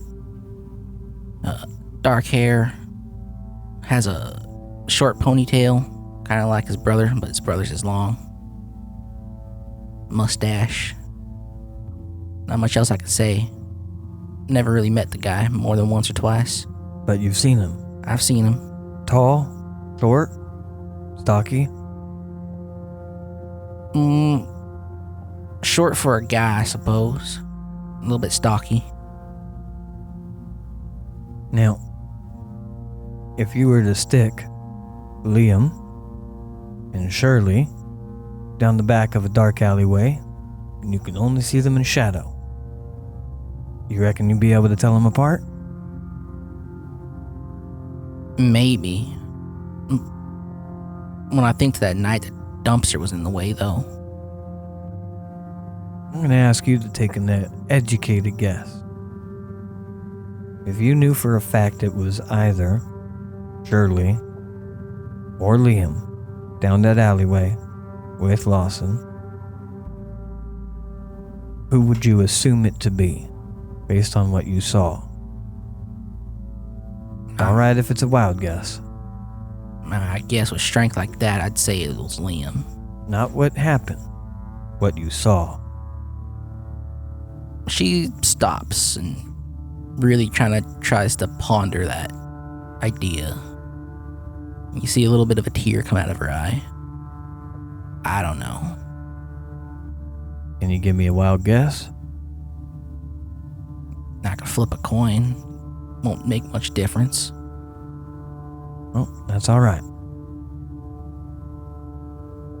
Alright then. Me and my friend here are clearly here to investigate the evil that has befallen your Lawson, as well as another individual. We are prepared for this. We know how to handle things like this. We also know that this evil would come for you, who are attached to Lawson, and while you think your sneaking around has gone unnoticed, it hasn't. You want this thing dead, I'm sure. Not arrested, not inspected, not interrogated. Dead. I have that about right? Yeah. The reality is, going in unprepared, making yourself a third body is enough to spook whatever this thing is, and then it leaves. You die, and no justice is served. If you give me and my friend Yuli here room to do what we do best, then you will get that justice. But I would recommend, for safety's sake, you be as far away from here as possible while all that is going on. And I give you my word, that is the best way for you to get what you seek out of this. May not be your hands that do it, but it'll get done. Are you telling me to leave town? I'm telling you, your home has wheels. Your home can be anywhere for a time, and anywhere can be out of town, yes. I'll look over at Yuli and see if you want to add anything to the conversation. I mean, she doesn't seem to have a good picture of like the actual thing that happened during that night. I You agree. asked her pretty substantially in different ways of like, I literally asked her to guess. yeah, of like just because that would be one of the bigger things, is why she would be useful in this moment. Other than she's been tracking it, she's been trying to track it for a week, or at least a little longer than a week with Larson. I guess I'll turn to her. Have you been trying to follow this thing at all? Or trying to follow its traces and footsteps and where it might strike next? Or knowing that it has struck again in that alley? Have you come across anything? Has anything dropped that you found in that alley? Any kind of splattering of anything? Or loose hair?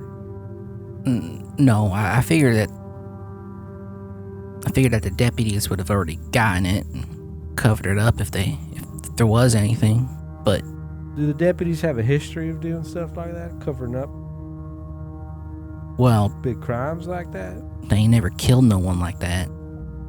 Of course, I'm just asking if the reason why you would assume they would cover up something like this, because there's a history of it. I imagine the police have been unfair to maybe people you've known in the trailer park and maybe have done something of the like. No, this is very standout.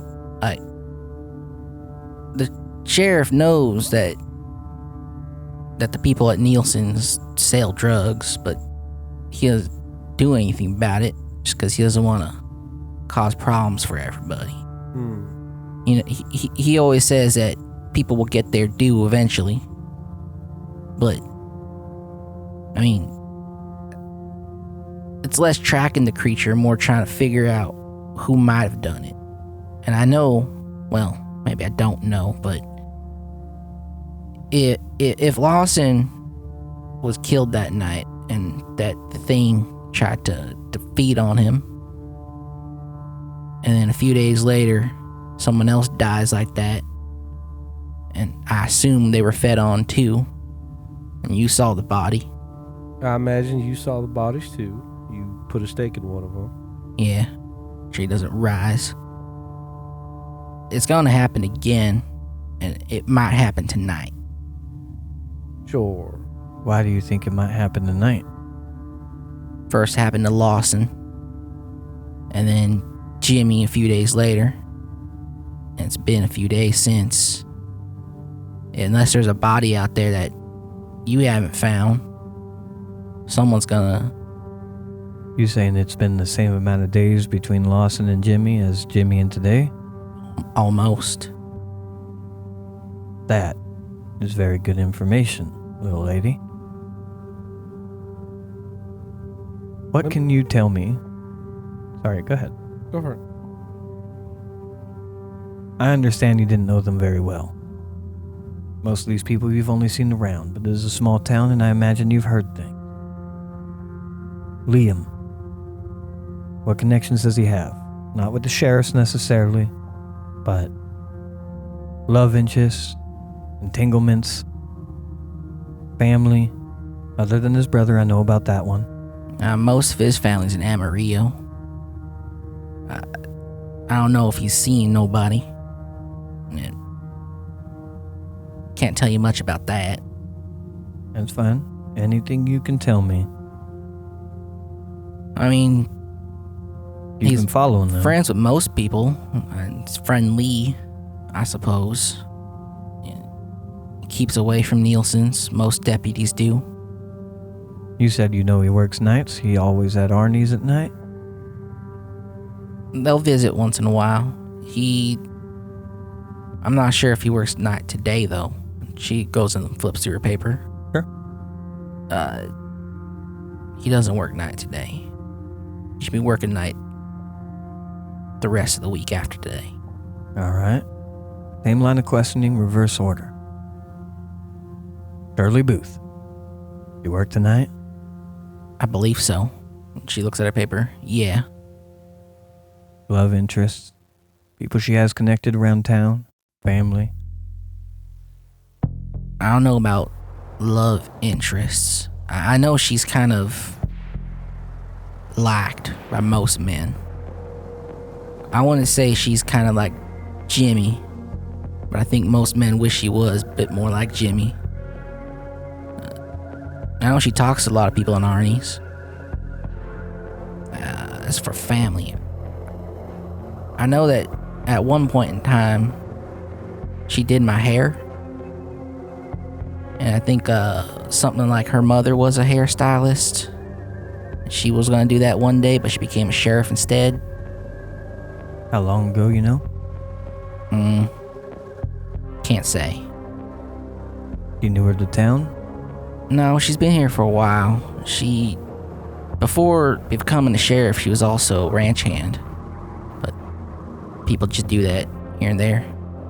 You know if that's the same ranch Jimmy worked on? No, she worked on the one east side of town. Jimmy worked on the one a little ways from here. My recommendation... sorry, you wanted to say something. Go ahead first. If you have anything to add. I mean, you kind of... I was just going to go further details on, like, the note she has on the sheriff's, but you kind of... Above table, I'm going to try and get rid of her, so if you want to talk to her anymore. I mean, other than as she's talking, would there be a way that I could glance at her notes as she's kind of going through them? Does it kind of just look like general keeping track of, like, their schedules and... It's not too thorough. Like, she's definitely, like, crossed a lot of people off the list. And most of the tracking is on the previously unnamed sheriffs. Sure. Leland, Liam, and Shirley. I would pull out my notebook, pencil the paper, and look at her for permission. I want to copy her notes. Yeah, go ahead. You'll need it. As you're copying, is this dated in any way? Like, is any of this information dated? Not by number, but by day of the week. By day of the week? What day of the week would Jimmy have been killed? Monday? Monday? Is there notes associated with that Monday? As to what? Like the schedules of the officers that were on duty. Yeah. Is there any of them that notably fit where Jimmy would have been killed? Yeah. There's Does she like circle it, or does she like? Yeah, she has like Liam was on duty this day, and Deputy so and so was on duty the same day as well. Well, like Shirley wasn't on duty. Not Liam, Leland. No, Shirley wasn't on duty the day Jimmy died. Okay. Yeah, I'm just gonna let you do that. Okay. Copy the notes. And then her place just looks like this is where she lives. Mm-hmm. Now, Jules, it's fine you have these tools, you should keep them. You might need them in the future. Though if we do our job right, you can be assured we will. We have tools. We don't need yours. You can keep these. And if you come back and you don't hear anything, because there will be some form of news, but it will be probably masked, maybe seem like a cover-up by the sheriffs, as you previously suspected. When you come back, you keep this stuff. You have it ready. You investigate if you need to. But if you hear rumors, you cover up, you don't see me and my friend in town, you know it will have been handled. I figure if at least one of those sheriffs go up missing or dead, you did your job. Very likely the news that you might hear. But you might hear that they left town. They did not leave town. That makes sense to you, Jules? Yeah. Now, I'm going to tell you what this is, so that you are better prepared for the future. I want you to be calm, and I want you to take in the information, and I want you to retain that information for later. It might save you one day, though I doubt you'll ever run into it again. That makes sense to you? I guess. This is a creature. It is not a person. This is not one of the deputies. It is taking place of one of the deputies. I asked you about transformation. It can transform. It can be anyone around you. It can be someone that you've known your whole life. It can be any of your friends in Nielsen's. It can be any of the shopkeepers in town. Best we know, this is one creature.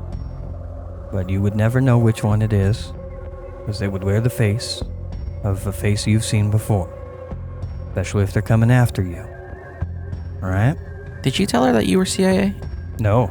Did you tell her that... We just seem like spooky is my impression. Did you tell her any affiliations? Nope. Are you just some random people? Just some random people. Now, what this is otherworldly. And it is, as you suspect, evil. Not so much that, as I'll point to the crossbow, but those, as I point to the crosses or the stakes, will do you good. But it is strong, as you've seen.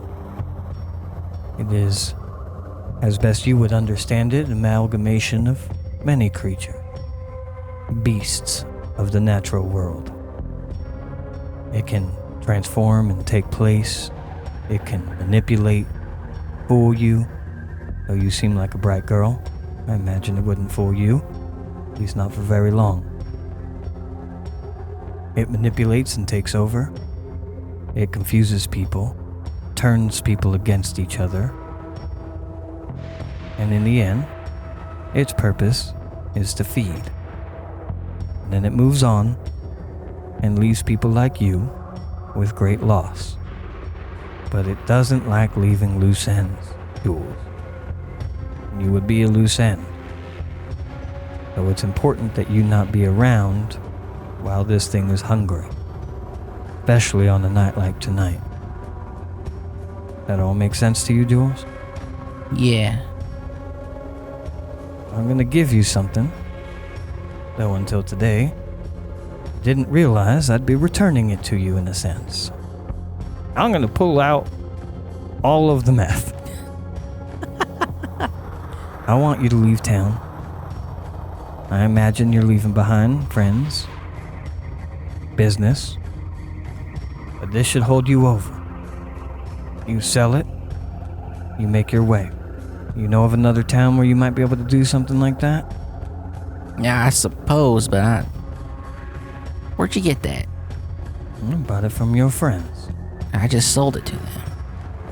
I bought it right away, as I said. Apparently, you're double dipping, Jules. You got the money from them, and now you're gonna get the money from whoever you sell it to in this next town. You go, You stow yourself away, and you sell this slowly. Do not get yourself caught. I know the business. I don't know how long this will hold you for, but you let this hold you for as long as you can, keeping yourself away from this place. If you feel like you've made something of yourself somewhere else, you might even think about staying away. But I know you won't, Jules. So you do what you need to do, and you let us do what we need to do. All right. I'm gonna hand her over a whole brick of meth. We're gonna leave now. Whatever business you might think you have back in town before you can depart, you don't. It is not worth everything. You kill that son of a bitch. You have my word, Jules. And I will not. I will leave. All right. Get in car. Begin to drive away. As I leave, can I make a performance check to make like a really unnatural human movement?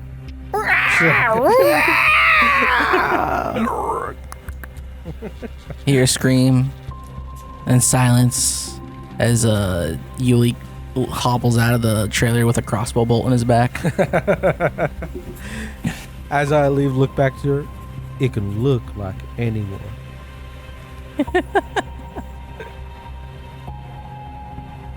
Even your loved one. That's what I said. That is what you said. You've literally installed crazy levels of paranoia into somebody.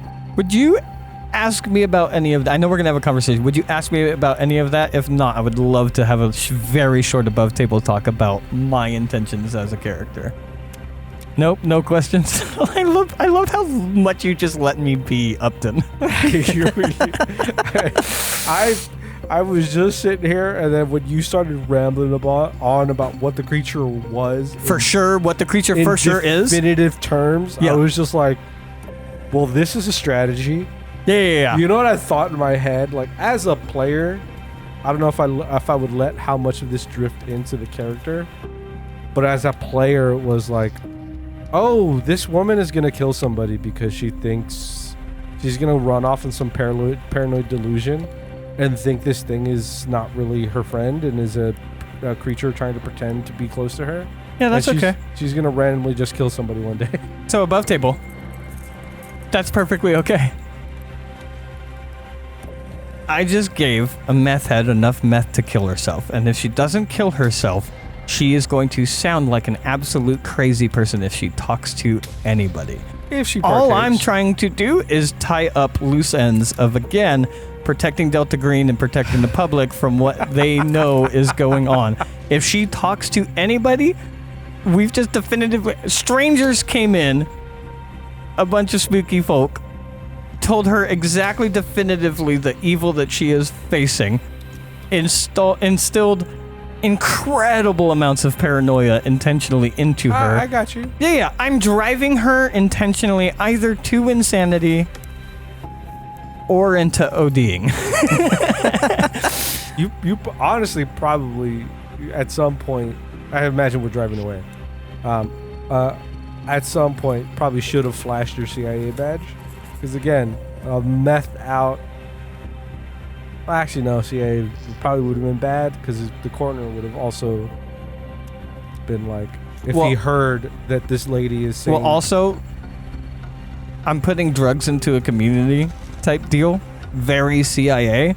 No, you took them out of the community And then give it back. Put them right back. into a single member of the community. Yeah. Very CIA move. Into the hands of the person making it. Yeah. But here's the thing. CIA has a history of that. If I give her that history by telling her who I am, she's going to be wary about the drugs. I want her to take all of them in one go. I mean, also the good thing is that she made these drugs. Yeah. I want her to take all of them in one go. And if she doesn't, she's just going to be a person in another town who seems absolutely crazy. Also, Like, I'm hoping she's gonna make more wooden crosses and shit. Like, just an absolute nut job is what I'm trying to turn her into. No, I got you. Either dead or a nut job. And that was my solution, only because Upton doesn't think that Yuli would have been comfortable completing the mission with Upton if Upton did what he probably would do.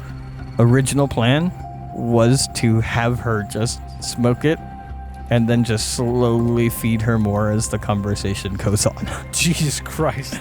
Tying up loose ends. Well, She is the only witness. Sure. She is the only witness to something that cannot be known by the public. Sure. I already figured, at least in my point of view, I get what you're doing. I figured just from my point of view, she's already a crackhead. Yeah. Or is already seen as like a meth head. Oh, So, I think she is, because anything she talked about not being fully there. Yeah, anything she says at this point is like, it's just from a meth head. So to even more methify her and even make it even more that there's like this weird religious angle that she's also going to be targeting. Like, yeah, sure, I get it. Oh, also, if she goes to another town and tries selling a brick in a place where she doesn't have connections, she might just get arrested for a very, very long time and just go to prison forever and sound like a crazy person. Yeah, that's fine.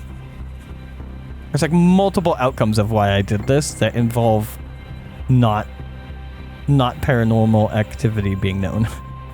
Again, I figured when Upton does his thing, he has a reason for it, and he's confident with what he's saying. So, yeah. Now that the meth is gone, meth is not Upton's thing. He's comfortable enough to smoke it and see if it's good stuff. But overall, not super into meth. Also, I'm pretty sure I'm having like niacin flashes right now. It's really hard to play a mellow character while I am amped. I've had so much caffeine. Sitting here trying to speak all slow and gruff and shit. Meanwhile, I'm like, ah! You're tweaking. I'm tweaking out over here. As Sov tries to hide his broken light bulb from us. Don't look up. I'm gonna make just for me at the table for myself. I'm gonna make a history check. I rolled a 69. Nice. Noise. To see if the brick looks smaller from the last time I saw it. I think it looks smaller. That's fine if you think it looks smaller. I did not have any. Yeah. So we drive on the road again on the way back. Well, Riley, I don't know about you, but I'm pretty sure Shirley is our succubus mosquito tank of a human being. Long blonde hair. Yes. I think Shirley and Liam are still up there as potentials. Shirley has skyrocketed based off of the little lady's testimony and what she's been following. I couldn't say definitively. Could I look through his notes that he copied? Is Shirley also off duty today? On duty. I confirmed that with he works tonight. I'm asking. Yeah. I'm just saying that we confirmed that in game already that she's working tonight. She's working tonight. I asked that. No. She's not working tonight. Oh, I mean, I think. how do you say that? I'm lost. Check the minutes. Hey. So I asked if Liam works tonight, and she said no. And then I asked if Shirley works tonight, and she double checked and said yes. Because Leland doesn't work tonight. That means Shirley does. Okay. Okay. And she thinks that the same amount of days have passed between feedings for tonight. I was just asking because during Jimmy's death, Shirley wasn't working. The long blonde hair was during Lawson's death. I didn't check. I don't know if she had notes. I don't know if she would have notes from Lawson's death. She probably wouldn't be tracking. So, if it could be a duo situation. It could. No, I was Here's- talking outside of character. I know, I'm bringing it back. You not okay with that? No, it's fine. Here's my thoughts. Unlike last time, my plan is to not necessarily start any shit. My thoughts are, I go into Arnie's, and you get ready to ram that car down that alleyway. The alleyway fits the car, right? If there's nothing in the alleyway, it'd be fine. But if there's like, dumpsters and trash cans and people, it'd be a tight squeeze. You wouldn't be able to get through without hitting something. If you're driving at that speed. Yeah, sure. I feel like I need to know the layout a little bit. Would it be possible, potentially, if I was somehow bait, to bait on this side of the dumpster that has been described? Could the car get down there and ram? I mean, you'd narrowly avoid the dumpster. I'm saying being on this side of the dumpster, essentially. Being on the street side of the dumpster. If I could get the creature on the street side of the dumpster, so that the dumpster is not between the car and... Yeah, it'd be able to you'd be able to do that. Okay. That's my thoughts. And then my thoughts is, because we're about back above table, I go in and drink and just keep an eye on things. We have a walkie-talkie, we have a call button. If Shirley starts going into an alleyway with someone, that's a call button to pay attention. Have the car running and maybe ram. I will just follow through the alleyway. Or potentially even wait for a return call if shit starts going down, if you see shit going down. Also though, Jimmy had a squeeze. That's who he went into the alleyway with. If there happens to be some flirtatious person in the bar, that is also someone we would want to follow into the alleyway. Or see if you can get them to go to the alleyway with you. I'd prefer someone else be the victim, if I'm being honest. Sure. Whatever the circumstance. Yeah. So essentially we're doing a stakeout. Worst case scenario, or a third scenario, if Shirley's there, the night goes on, Shirley doesn't do anything or go into the alleyway with anyone, then I'll cause a scene and go into the alleyway. Sure. We can always set up like you buying alcohol from Arnie. Just to recreate Lawson's. But yeah, I mean, yeah, I think our best bet, our last option, is go back to Arnie's, scope out the situation on this day, see what I can stake out the alleyway, try to be as inconspicuous as possible, try to kind of lay low in the dark, hopefully hidden by not having street lights if I can manage a position like that in the alley or across from the alley. Wait for your call signs. I'll say we'll do one press for like alertness, and then we can do like Second press for bad, or maybe even like a rapid press to be like, hey, all eyes on, car on, Alternatively, we could just watch her kill someone, and then we know it's her, and then just kill her the next day. We have a fourth day. We have one more day to solve this. I thought, Oh no, this is the fourth day. yeah, this was the fourth day. Yeah, shit. Yeah, it either goes down today or it doesn't. Okay. Nah, kill her in the alleyway. Fuck it. Ram her with the car. You could always be out here with me for a little bit. And we just look, and then Oh yeah, let's go early and then wait and see if Shirley arrives. yeah, and then if you feel like things are too quiet or nothing seems to be progressing, then you can go in and try to see if you can get motion stirred. I'm into it. Let's see if we're bad agents or not. Let's see if we're just waiting for something to happen that doesn't happen and then we go home and we didn't solve it. Cool. Okay. I'm definitely bringing my binoculars. I'm bringing my pew-pews, both of them cocked and loaded. Gonna have to buy new trigger mechanisms because it's not good to leave, or new springs because it's not good to leave guns loaded. And then I'm also bringing my meth that I secretly also bought when I texted Gray that, hey, I also wanted meth. I was texting Gray just real quick about, I didn't tell Gray who, but about killing a witness. I had an idea. As you're driving, both of your guys' cell phones start to ring. I look at the number. Is it a number that I recognize? You've only seen it ring once. I'll answer it, but I don't say anything. I just put the phone to my ear. There's some silence. Does that stop my ringing? Yes. Who's speaking? Upton.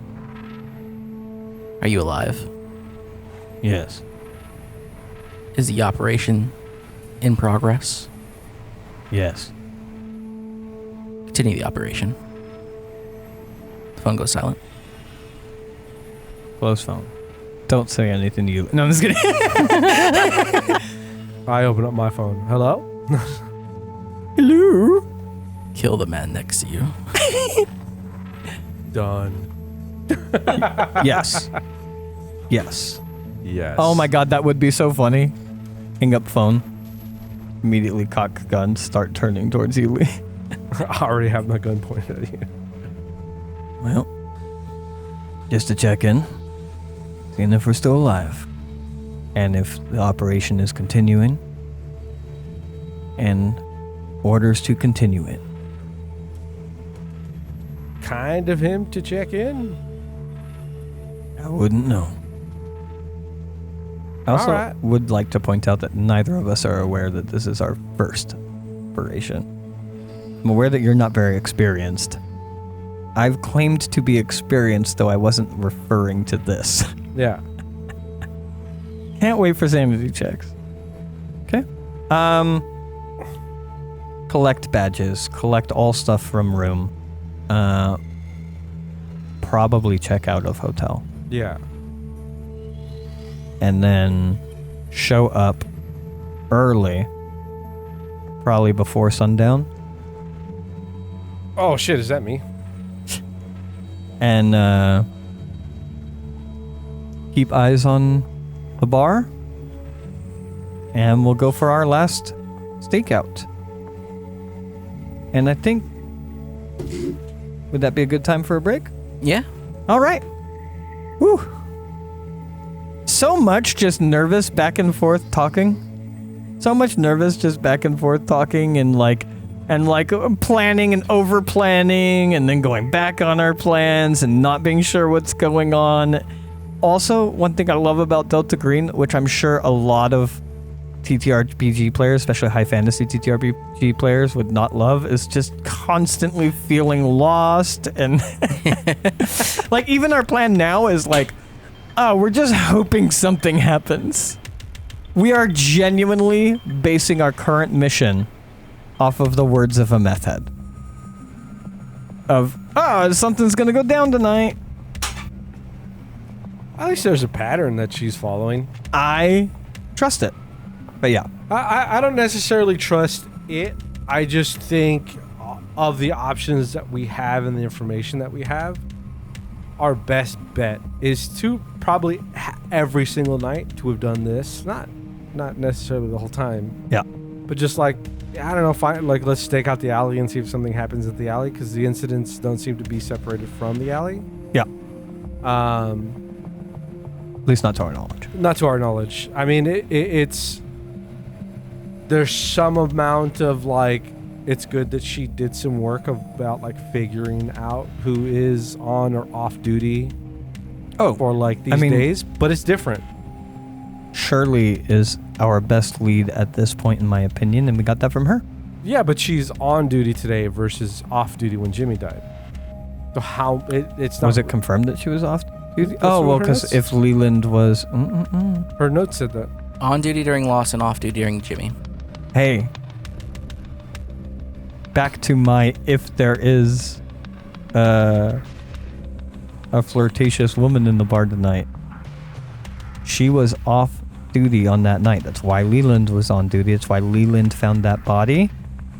And Jimmy left with an attractive lady, an out-of-towner that nobody knew or saw before this. So her being on duty, he left blonde hairs, potentially her, left blonde hairs at the scene. Was in uniform. It was in uniform when Lawson died, blah, blah, blah. And then Jimmy death, she is off duty. No one knows where she is. And then someone dies after leaving the bar through the alley with a nice looking lady.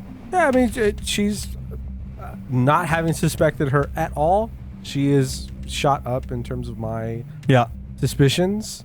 I was like, who could be behind all this stuff? This feels like such a roller coaster. We thought it was the coroner. All right, before we go any further, we should go into our break and we should come back and just actually resolve this. Okay. All right, break time. Break time. Oh, fuck. Let me hit.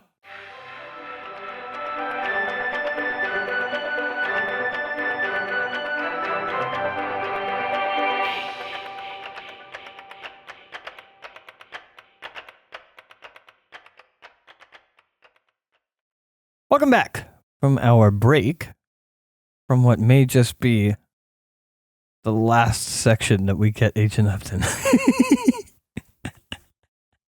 As Agent Upton He's born to die. Dramatically. You know, sorry, I'm like immediately tangenting off of like getting back into the session, which is like how we talked about one of my characters in the other game we play, Realm Watchers. We're like, oh, he's just not made to be a watcher. Yeah. Where it's like Upton's like, he kind of puts himself really out there. Really out there. Oh, I don't think he would if he were to live past his first mission. It's funny because it's that one night, I think it was last night, where it was like, his first idea was like, oh yeah, I'm going to bait myself into that alley. And then I think it was only like giving you more time to think about it. Or I just said things to you and you're like, oh yeah, we have all the meth and the badges. And maybe I shouldn't do that. Maybe I shouldn't. Well, it was just no, that was just self-recognizing that like. Oh, that's what I'm saying. Just doing a Hail Mary before doing an actual thing seems unwise. That's what I was saying. I was just giving you time, giving you time to think about it, to be like, ooh, that first idea, not great.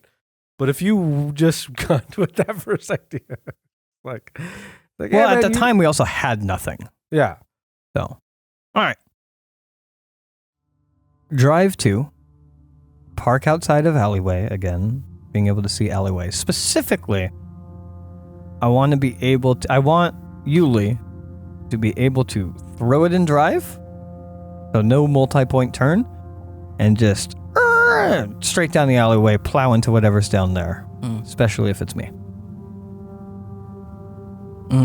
Cool. My goal. Cool. Okay? Before sundown.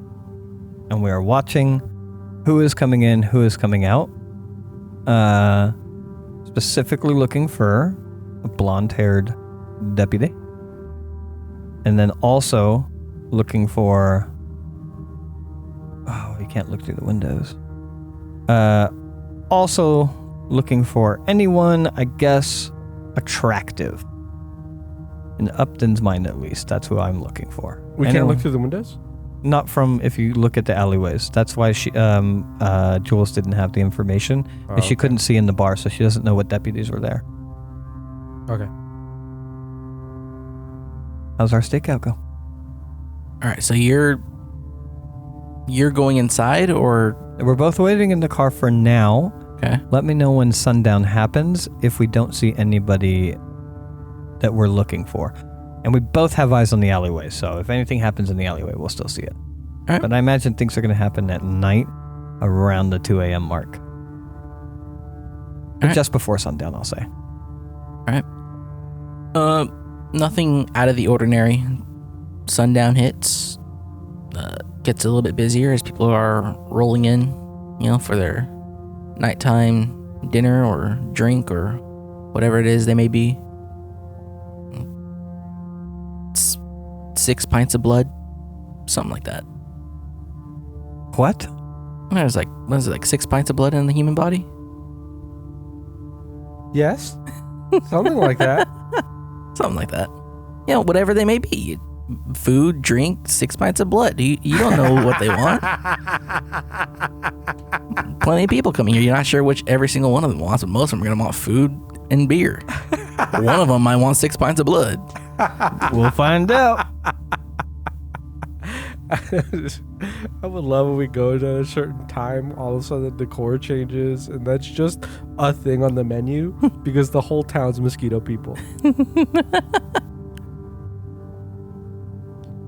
Any deputies or sheriffs arrive? Yeah. Which ones? I mean, you know the 2 names that I'd be looking for. Yeah. 3 names that I'd be looking for. You definitely see Liam as he passes by where you guys are parked, makes a turn, gets out of his car from across the street. You can see him. He walks from across the street and into Arnie's, you assume. You'll see another car pass by. And it's the face that you previously didn't recognize, but now you recognize because you've seen it before, but you don't have a name. Passes by. That's about it. Okay.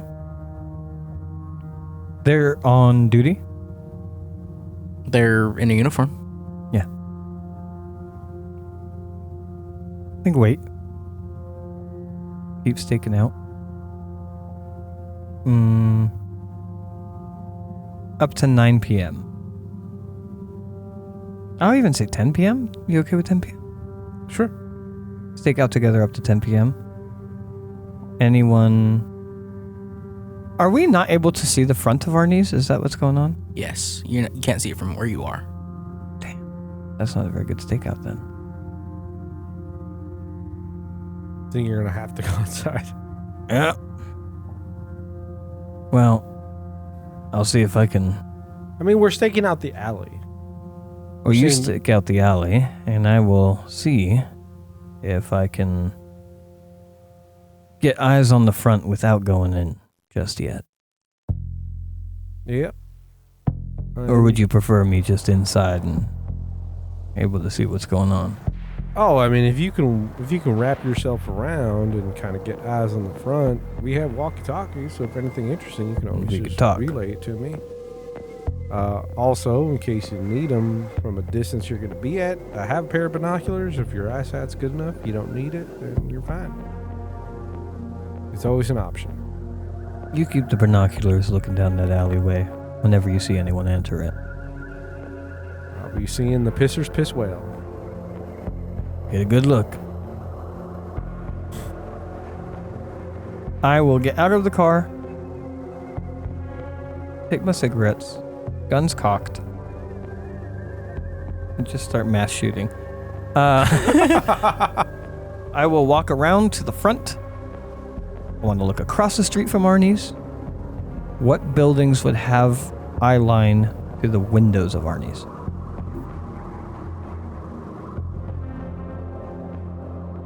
What do you mean? Like across the street from Arnie's? Uh-huh.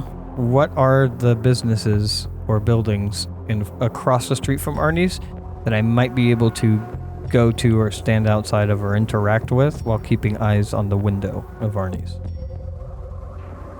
You got a bookstore and maybe a general shop. Maybe clothes as well.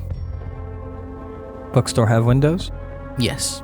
As I walk by, are there seats facing windows that I could presumably sit at and read a book while looking across at Arnie's? Yes.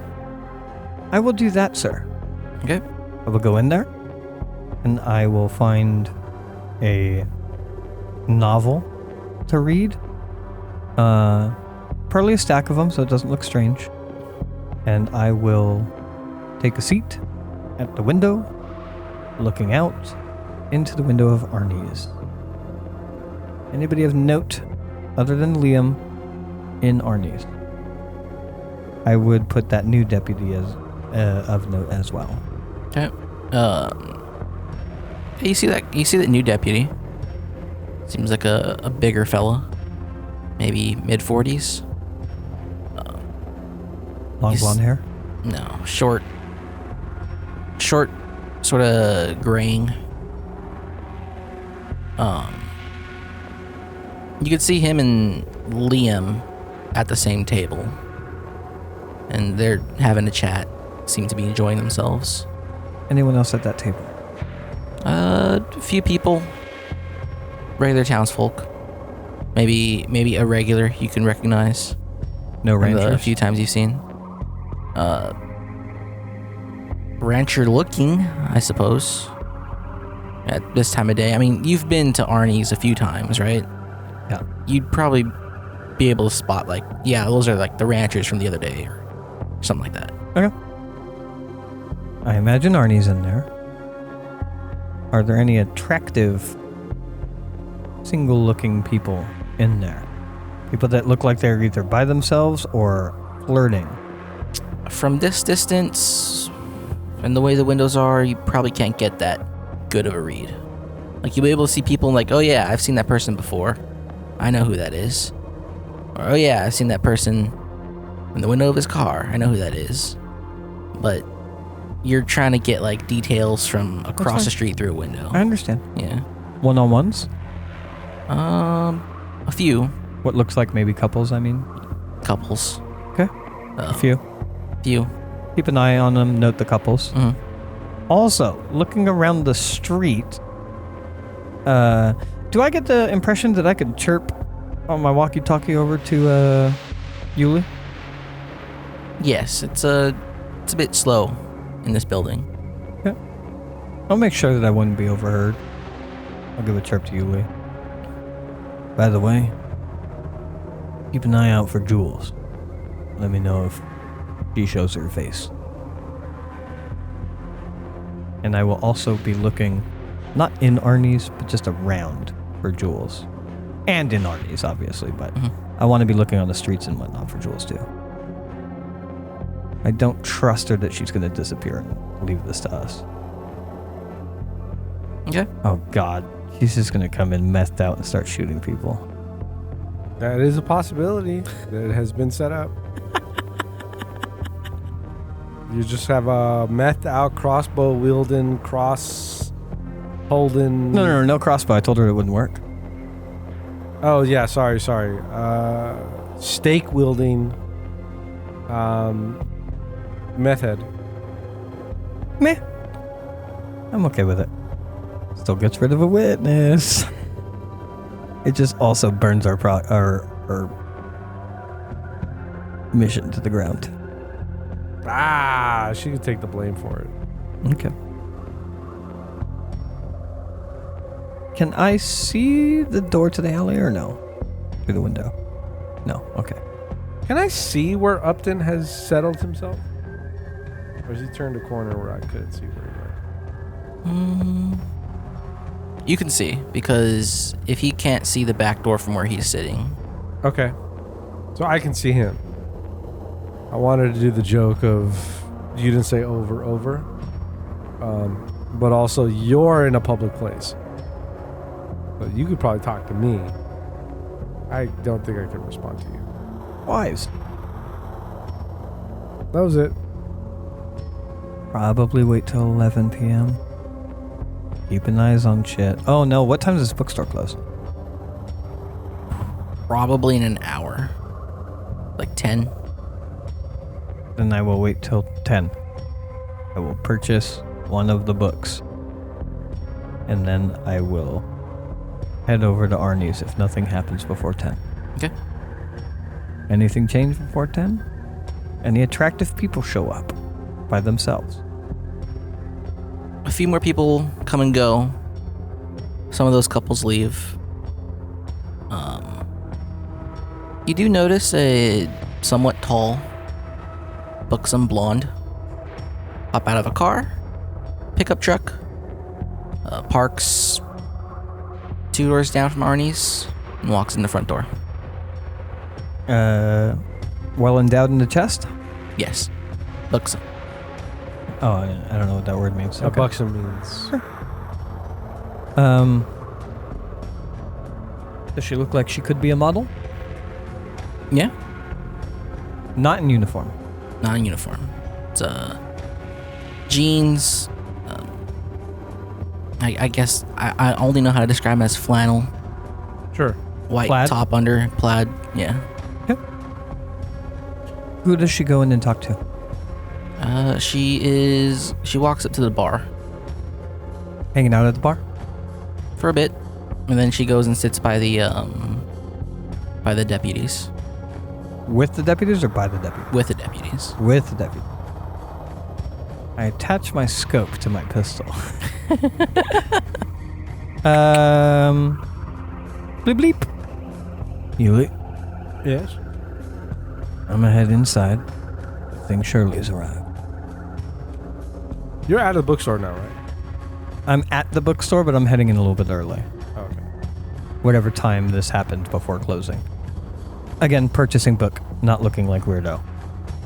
Bringing book with me. I didn't see her enter, right? She was like around the corner. Yeah. Cool. I will step out of bookstore, walk over, enter into building. What are you shaking your head? No, for? sorry. Enter in, and if I there is a restaurant, right? So wait staff. Yes. Sorry, I should clarify because I know there was wait staff during the day. Wait staff at night. Yes. Okay. I will order light food and a beer, and I will sit by myself somewhere, and I will take out my book. Okay. And I will slowly sip my drink, and I will pretend to read my book, and I will be listening in at the bar. I would like to be somewhere where at least the loud parts of the conversation I could hear the deputy's table. Okay. Okay. Now that I'm in here, before focusing on the deputy's table, any other single blurting types in here? Also, I want to be clear, because I know this hasn't happened above table, but it has been in my mind. Also looking for flirtatious, attractive males. Okay. Not entirely important, but how long do you intend to stake out from inside here? Well, it's a 24-hour shop, right? Mm-hmm. Yeah, maybe to like 4 a.m. All right. So you're staking your claim. You're camping out. This is it. This is the mission, yeah. Yep. Okay. The mission is someone attractive scores and leaves out that back door. Or Shirley leaves out that back door, the alley door. That is what I am waiting for. I will make moves if Shirley makes moves to leave, I think. I need to know when she's leaving, and I will make that call then. Okay. All right. So you sit down and you want to be within earshot of the Deputy's table. deputy's At table. least for their louder conversations, yes. Mm-hmm. I don't want it to be obvious, so if I have to miss the quiet stuff, that's fine. Okay. Yeah. So you sit down and you look around. You keep an eye on, attractive, flirtatious people, and it looks like there's not too many of that. At least not attractive. You might see some flirtatious people. Not all of them are great looking. Most of them young, but not, they're not on Jimmy or Shirley's level. And from what you can tell, Shirley is quite an attractive person. And when you do look around, you'll see some people, usually like the guys who are sitting at a table, look like they're, drinking after long days of work. They'll send eyes her way. But she's sitting there with Liam and with the other person, the other lawman. But that's what you can gather from that point. Some time passes and some people come and go, mostly go. At about 10:45 to 11, somebody walks into the front. He looks like one of the bikers. Maybe you haven't seen him directly, but you could recognize him. And they got the leather jackets and all that stuff, right? The typical, the quintessential biker uniform, I could say. He goes in, he sits at Arnie's bar and orders a drink. You pay attention to what's going on still. You'll overhear Shirley, Liam, and what you can surmise as this person that you don't know the name of, the older, large, gray-haired man, is Sheriff Brick. Oh, one of the people at this table, the deputy table, is the sheriff. And they're just having a very casual conversation. Name again, please? Sheriff Brick. Brick. That's his first name. You haven't heard any last name. Brick, like cinder block brick. Yes. Okay. Definitely want to keep eyes on that biker. I'm also paying attention if the biker is somehow paying attention to me at all. Okay. You said I've not seen him. Maybe you've seen him, but you haven't had like a face-to-face. He's not one of the guys that you've spoken to. You've probably seen him around. That's fine. You can't place him anywhere unless you want to roll an intelligence check. Anybody... How is everybody reacting or not reacting to this guy? He gets a side eye as he enters, but people try to not pay attention to him. Okay. The sheriff and the deputies, they all kind of like look and then follow him, with their eyes to the bar, and then they pay him no mind. Ears to deputies, any talk about it? You'll hear Liam. He seems not too pleased. Although, the sheriff is like, yeah, just if he's not causing trouble, if he's not causing trouble, just leave him be. It's how we run things here. Remember that. And Liam will throw up some unpleasantries, but he'll keep it quiet as to not like have the guy hear him. The last time a biker and a sheriff-related individual got into a tussle, that guy had his skull caved in. There might be something there. Maybe. You don't know. You suspect it, but you don't know exactly. You know something's going on here, and you're looking for your prey while trying not to become the prey. Time goes on. The guy. I'm okay becoming the prey. The guy continues to have his drink. He orders another one. Some more people come and go. Again, mostly leaving. Brick stands up. He puts some money on the table. He's like, all right, now. I'm out, you guys. Liam, don't get into too much trouble. Shirley, see you on shift tomorrow. He gets up. He walks out the front. Liam leans back and he continues his casual conversation with Shirley, talking about something about his brother in college and stuff like that. And eventually, maybe like 20 minutes pass, and Liam gets up, walks out the front. Now it's just Shirley and a few other people. These other people don't look like lawmen that you know of. Ranchers? Possibly. Okay. Actually, no. Possibly. Okay. They're people. They're just townsfolk as far as you know. Say around midnight. Shirley gets up and goes to the bar, orders a drink, and the biker starts to strike up a conversation with her. At first, she seems not into it too much. She doesn't pay too much attention to him. But then she sits down beside him, and they continue to chat. The room notices. Some people seem a bit jealous, maybe?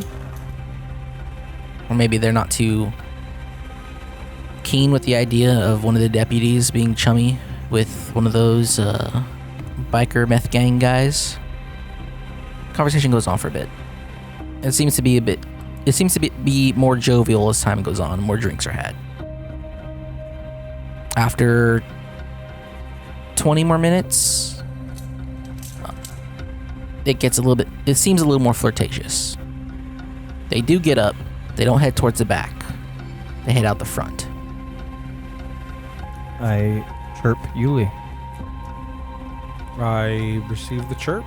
Eyes on windows, are they heading around alleyway or heading around other direction? They're heading out the other direction, or towards where her car was. Before they get any far at all, I'm making a decision. How loud is it in here? Conversational. Not too loud. You don't need to yell to hear yourself. But there's chatter. I'm going to try and pick up my book that I've been reading. Pull out the walkie-talkie, mask it in the book, bring it to my face to cover my mouth. It doesn't make any sound, I'm assuming, when you send a message.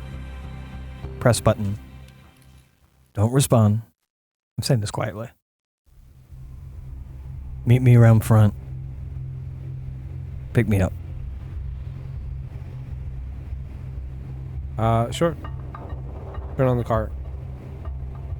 Slowly drive around. Put money on table. Too much money, so no one questions me. Leave.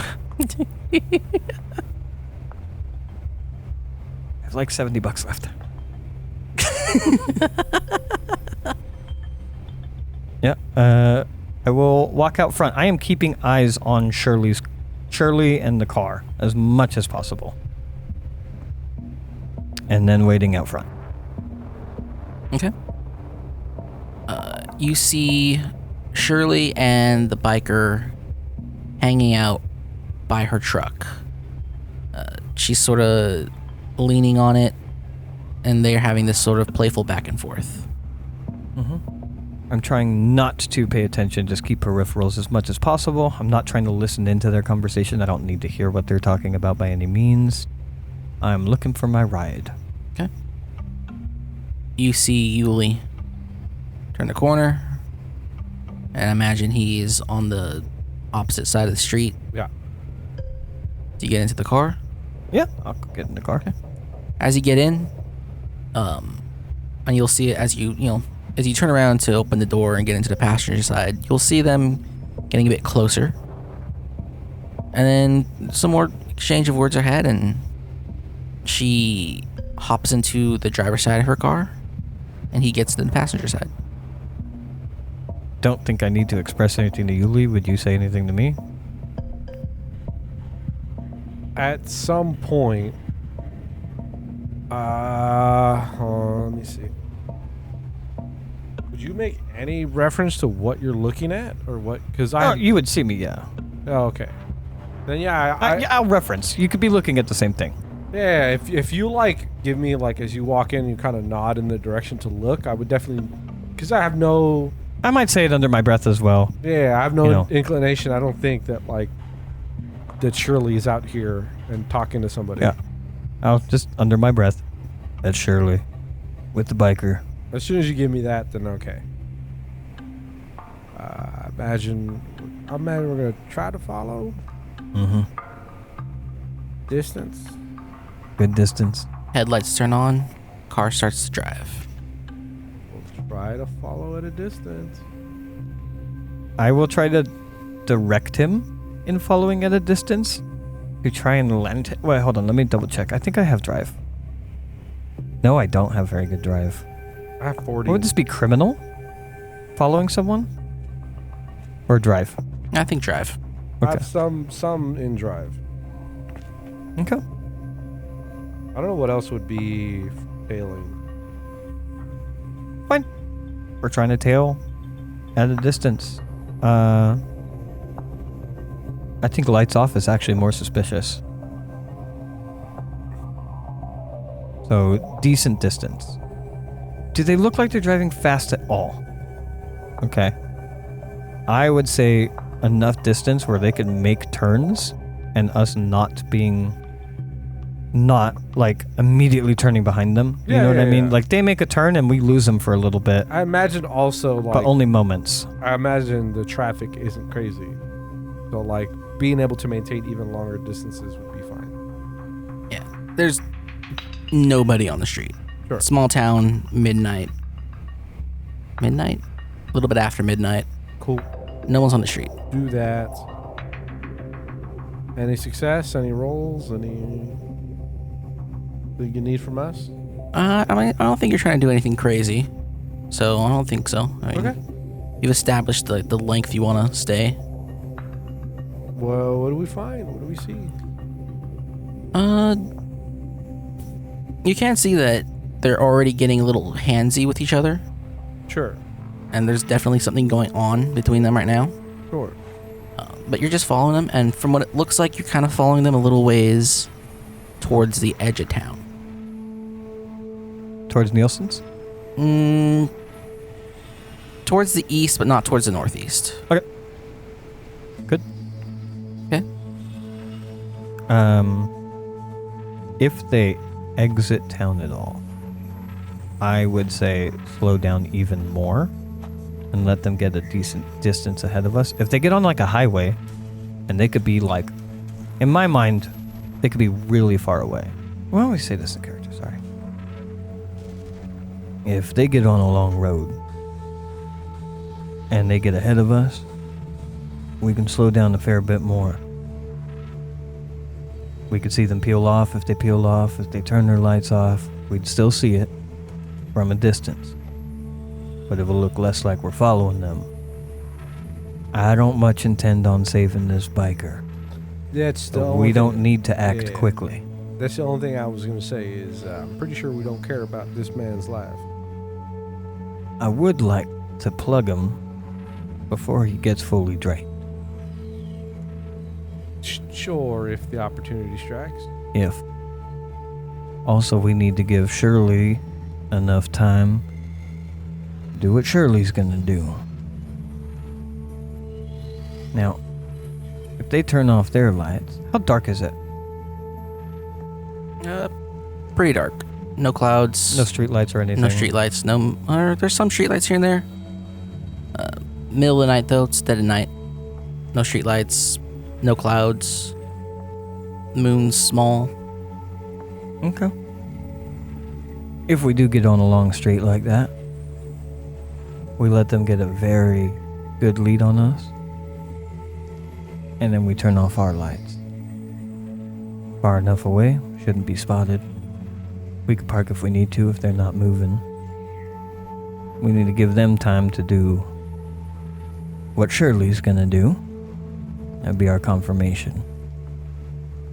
If we spook them, then they might just be fucking and we didn't really solve anything.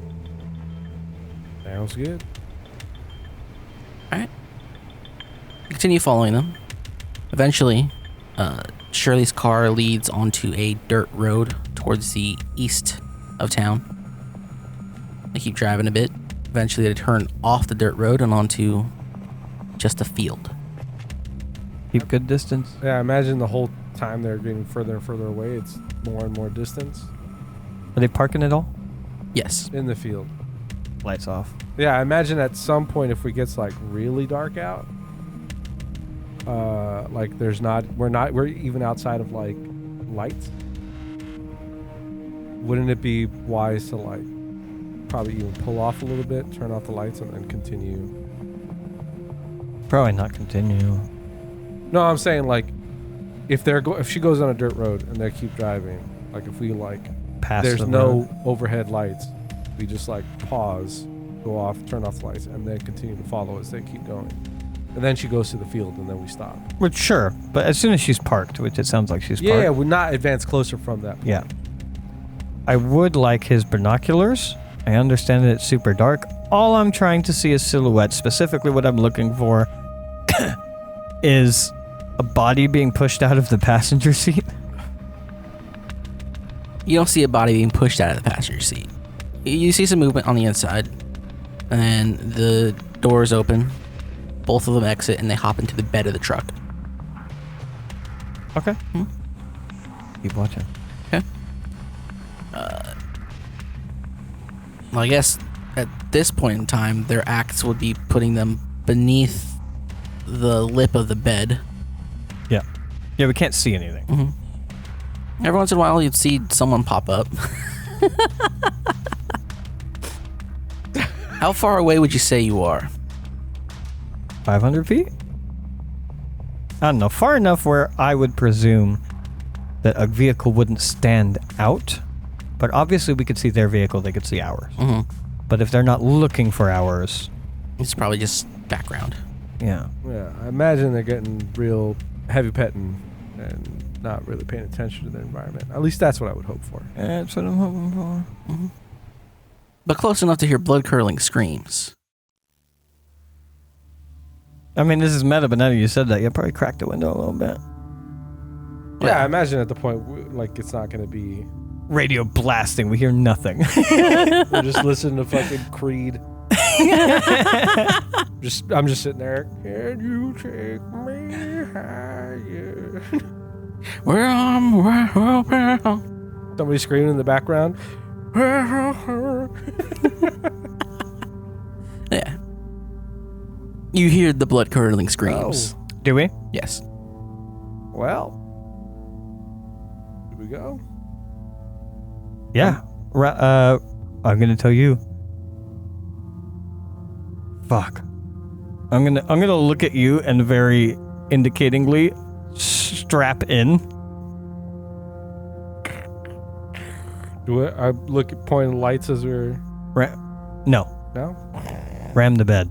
Oh, ram the bed. Jesus fuck.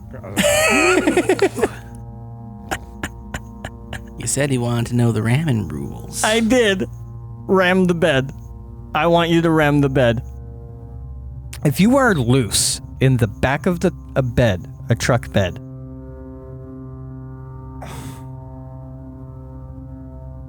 oh my god, can I paint the scene though? Like when can I paint the scene of our arrival? Will you lend that to me, the handler? Sure. Okay. I'll wait for you to get the rules up though. Yeah, go ahead and start. Okay. I gotta find that. No, well, that's why I didn't want it to be too long of a pause. I slowly strap in, making eyes with Yuli, and I say, full speed, ram the bed.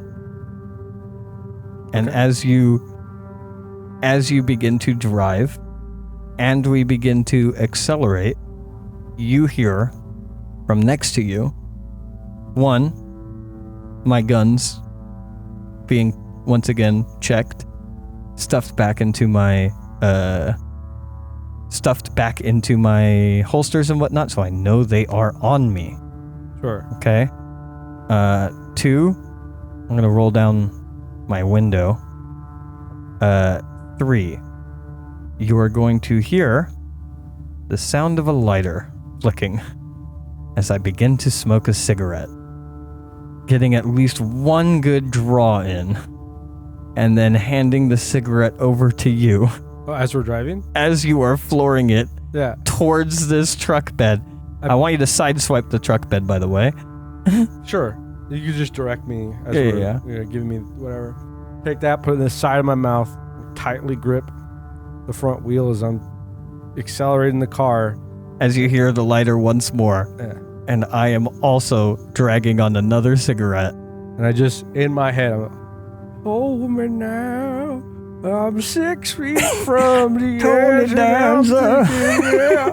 Maybe 6 feet is so far. Oh, you know what? Actually, yeah, fuck it. Why not turn up the radio as we're going, just turn up the radio, cigarettes in mouth. You're the other guys. Look, if I'm gonna die in this situation, I want one last Mark stoke. and Will Ferrell. If I'm gonna die, I want one last cigarette before we fucking collide. All right. So, God, we should have kept some meth. If we were hopped up on Oh, meth, dude. we wouldn't have died as easy. The one thing I know about meth heads is that 9 mils don't stop them. a ramming vehicle has a lethality rating equal to the sum of its armor and maximum HP. So, I think both your cars probably have like 15 HP, and then they're huge, so I think like I don't know. I looked this up the last time I was here. Probably like 18% or 23%, something like that. No. Which is fine. Doesn't matter for this. I'm just reading off the ramming rule. Sure. Is there anything you want to say there? Yes. Specifically, we're trying to sideswipe the bed, which means it should be less of a wall that we are colliding into, but for them, it is a wall hitting them. Don't worry about it. Yeah. I got that. Uh-huh. I'm just saying, for those of us who are exploring the system, Uh-huh. I think 25% is the lethality rating for the car that is being rammed. Sure. And creature who might be in direct contact with the hood of your car as you're ramming them. Sure. The ramming vehicle suffers lethality damage with a rating equal to half the maximum HP of the target, rounded up.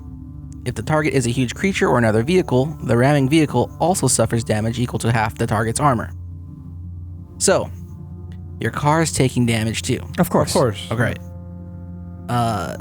So why don't we handle the car's outcomes first? In my head, if we survive this at the end of it, it's like siphoning gas from the cars, putting it all over these cars and just burning them, and then we just walk away from this. We'll see if we live. Yeah, if we live. So, We have seatbelts. Shirley doesn't. 23%, I'd say both your cars have that right now. Oh my god. She has a. It was a red herring and they're just having sex. Go ahead. The lethality check fails.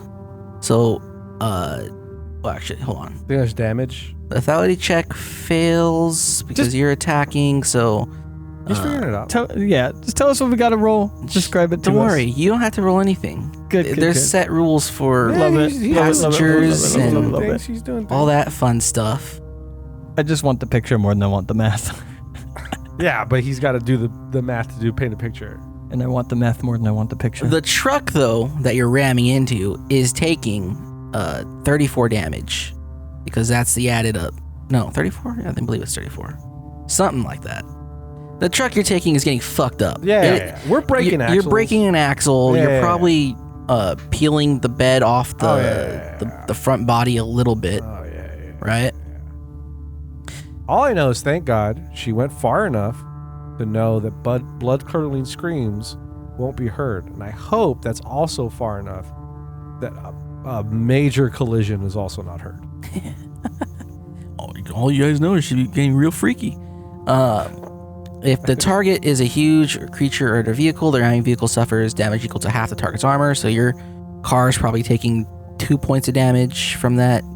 That makes no sense in this situation, but hey, that's the rules. Oh, fucking rack us down to half. It's fine. I don't care. All right, cool. Your car is like 10 HP. I would imagine we got at least a bent wheel well, bent like At least a bumper smashed and yeah. Every passenger in the ramming vehicle takes 1d6 damage. oof. You guys take 3 points of damage. Every passenger in the rammed vehicle takes 2d6 damage. They take damage. A worn seatbelt or active airbag halves the damage.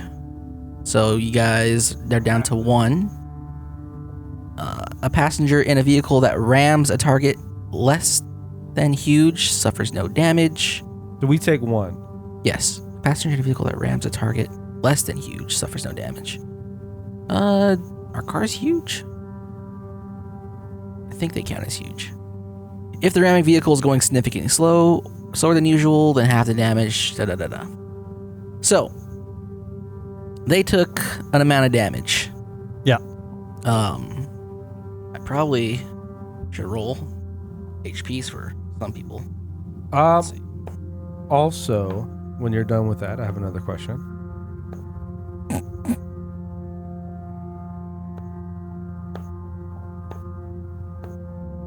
Okay. What's up? Is there anything that I should have rolled to make me second guess or willing to, or like change how hard I hit this car? Second guess? Because I'm fine with ramming it. Like, is I'm there just any? saying, As a player, he's fine with ramming it. As a normal human As person in a a person- situation where he Yes. doesn't feel very experienced, doesn't feel very aggressive. He's CDC. Yes. Would you say you're being exposed to violence or helplessness? So this is violence for sure. Go ahead and roll a sanity or check. helplessness, being you're locked into a situation where someone else is telling you to do something extraordinarily dangerous. I mean, I am committing I'm committing a violent thing. There is some level of, but I'm not helpless because I'm driving. If you were driving, I think it'd be helplessness. Because I'm driving, I'm committing a pretty crazy act of violence. Yeah. I'm just trying to think, is there something in these game rules that would mean, just as a player, you're committing some pretty crazy violence. All right, you're not even sure. You know that there is a potentially innocent person in there and a vector or two potentially innocent people. So go ahead and roll for violence. It's 41 on a D100. I don't know what that means. What's your sanity? Sanity is 70. So you pass. It's currently 69, but Well, you pass. okay. And I believe. Do I mark adapted in violence? Is that not how that works? No. You could put a check into it. Okay. And I'm not a superhero. I know I play a hardened character, but I feel like, why not? Yeah. I roll for helplessness. sure. You're in a speeding car that you're not controlling. Exactly. And like, I'm smoking a cigarette. I'm trying to be really nonchalant about it, but like, also, I'm not super into the idea of getting hurt or dying. Go for it. And just trying to roll below sanity, right? Yes. 10 and a 0. That is 10. Okay. I'm fine. I'm braced. Is it 10? It was my plan. Well, either way, even if it was No, that's 100. 10 and a 0 is 100? Yes. That's a critical failure. No, wait, no. 10 is 0, so isn't 0, 0, 0 100? Yeah. Wait, no. 10 and a 0. Because 10 and 0... How 0, 0, 0. Yeah, you're right. Yeah, because how else do you get 10? Yeah, you're right. I just wanted someone. So Sorry. you Hey, passed. do you want to fudge the dice and So you it's both 100? passed. I'm No. helpless. No. You the lower for succeeding this, the lower damage is 0 regardless. Okay. So you guys both pass. No sanity damage is taken. Okay. Yeah. And so you can uncheck that because you passed. Now that I passed, now I would like to dig into the roleplay. I really don't care that much, even if it is two innocent people.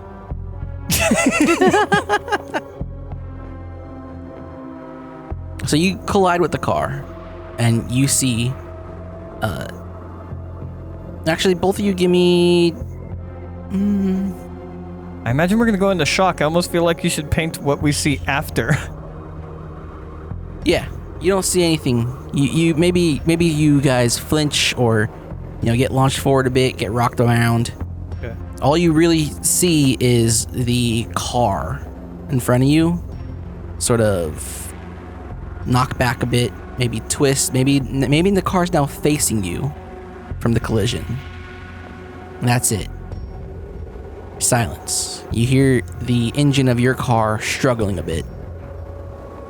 I will try to collect myself. Is there anything I need to roll for that? Oh, same. Like, if as soon as the car's like momentum Like just for the shock stops- of it, con or anything? Willpower. Okay, same. Now we're in the bad numbers. Oh, I was so glad that was upside down. 96. So glad that was upside down. I have such a good willpower too. I've been absolutely rocked here. Mine is 80. My willpower is 70. You fail to. What So is you're that? you're both dazed and confused a bit. You just rammed a car at what, like 50, 60 miles an hour? Yeah, I mean, it's as fast as on dirt road. I'm pretty like- sure they're supposed to be increasing lethality per speed, but I'm not gonna go dig through that. Yeah, that's fine. Yeah, you're dazed and confused. You're trying to figure out where you are or what to do. Yeah, I as far as I can, like, for at least this is just to give you more context of my own character's motivations of what I want to do and explain to me when I can and cannot do it or what's happening. It's as soon as I hit, I imagine there's a huge. I mean, because I have been in a vehicle where it stops suddenly, so it's like as much as I can, after the moment, I can catch my breath and realize where I'm at, what's happening. I would immediately try to try to be like, I need to get the gun. I need to get the seatbelt off. I need to get out of the car. That's kind of like my first thoughts is get out of the car, unfasten, and get the gun out as fast as I can. That'll be like my thing. And then try to find the other truck and find potentially anything moving. Yeah, I think I'm as bad as I failed. I think relatively you probably get oriented sooner than I do.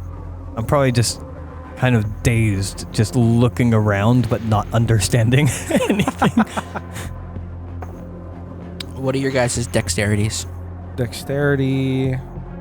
My dexterity score is 15, so 75 is my roll. I just need to know your dexterity. 15. 55. The score or Score. the multiple? Score. 11. All right. Average. You go first. You're, again, dazed, confused. Yeah. Feel like a little bit of time has passed as you're trying to orient yourself. Yeah, if I'm just taking my breath in, I look around. I see he's still strapped in, right? Mm-hmm. He still looks off. Mm-hmm. Could I... So I can recognize that he's not in a great position, right? Yeah, he looks like you felt just a second ago. Okay. Can I, from my position, click his and my button at the same time to release our seatbelt? Sure. And I'm going to try to take my seatbelt off.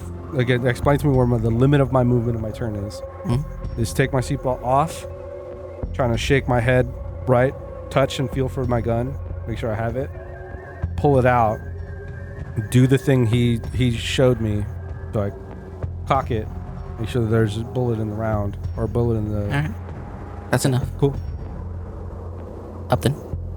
I think before I do anything about the strap, I'll probably pull my 1911 out and just start aimlessly aiming it around. You probably hear the click of me getting your... But I still probably have it wrapped around me a little bit. Sure. As I'm just aiming my gun around, looking around, trying to fucking reorient myself. And I will say, you said our cars are facing each other at this point? Mm-hmm. Cool. Then I will just say, lights. Aziz, light! Can you turn on the lights? Okay. Oh, it's my turn. Right? Yeah. As a reaction. Your ears are probably ringing a bit, but you'll hear a groan come from outside of the car. Somewhere. Feminine or male? Creature. Pained. Huh? Pained. Pained. Okay. My turn? Your turn. Try to reach and click on the lights. No, you don't have lights anymore, buddy. I'm gonna click forward the thing. Yeah. And then if nothing happens, try to get myself out of the door. Mm-hmm. Open the door. Again, explain to you where my limit is. Trying to scan the view in front of me. And as I open the door, kind of tuck behind the door a little bit and look behind me. Okay. Anything? No. Okay. Gun ready. And I'll probably... And their truck is in front of me. Mm-hmm. I'll probably begin to like step back and look forward again with the gun ready. All right. Okay. You're outside the car, you're step back, you're looking around. Upton. Does my door work? Oh, that was a good question. Could have just said I get out of the car, but yes, your door works. I was hoping you'd say no. Remember, I rolled down my window. Gotcha. I will open the door. Same thing. Gun tucked closely to me, ready to push out and aim if I need to. And I will move as little as possible. So door still open, standing in, door well. I just want to listen. I want direction. I want any sounds that I can hear. I want to know where they're coming from. Yeah. You hear some pained grunts and groans. They do sound feminine. And you hear like an expletive. Somebody very quietly, or maybe not quietly, but drowned out by your brain rattling inside your skull, maybe. Maybe the word shit kind of just ringing out from the field here, but you don't see the person who said it. From the field, not from the truck. Or somewhere from this area. Can I get directional? Can I roll for directional? Towards the truck. Towards the truck. Now my gun is aimed towards the truck. Okay. Okay. Yeah. I will keep my gun aimed towards the truck. I'm gonna... Can I act? Yuli. Still sweeping. I hear those groans, right? Mm-hmm. I will try to get a visual and step closer to what I assume is the more feminine groans. And what do I see? Do I see anything? How much do you move? Close as I can, safely, while like still trying to make sure. Like, Are you moving towards the truck or around the truck? I am definitely not going to be close enough where I lose major sight lines. So I'm going to try to maintain like a decent distance. If I have to sweep around the truck, I will. Okay. I don't want to get so close that something could pop out behind the truck. As you sweep around the truck, you see what you could seem to be Shirley Booth rising to her feet in a state of disrobement, I guess. Messed up. She has blood all over like the front side of her face, pouring down her chest, and her right arm looks broken. Does she look like she has proboscis facial features? No. The man... Is there... I don't see the man. Give me an alertness check as you do this.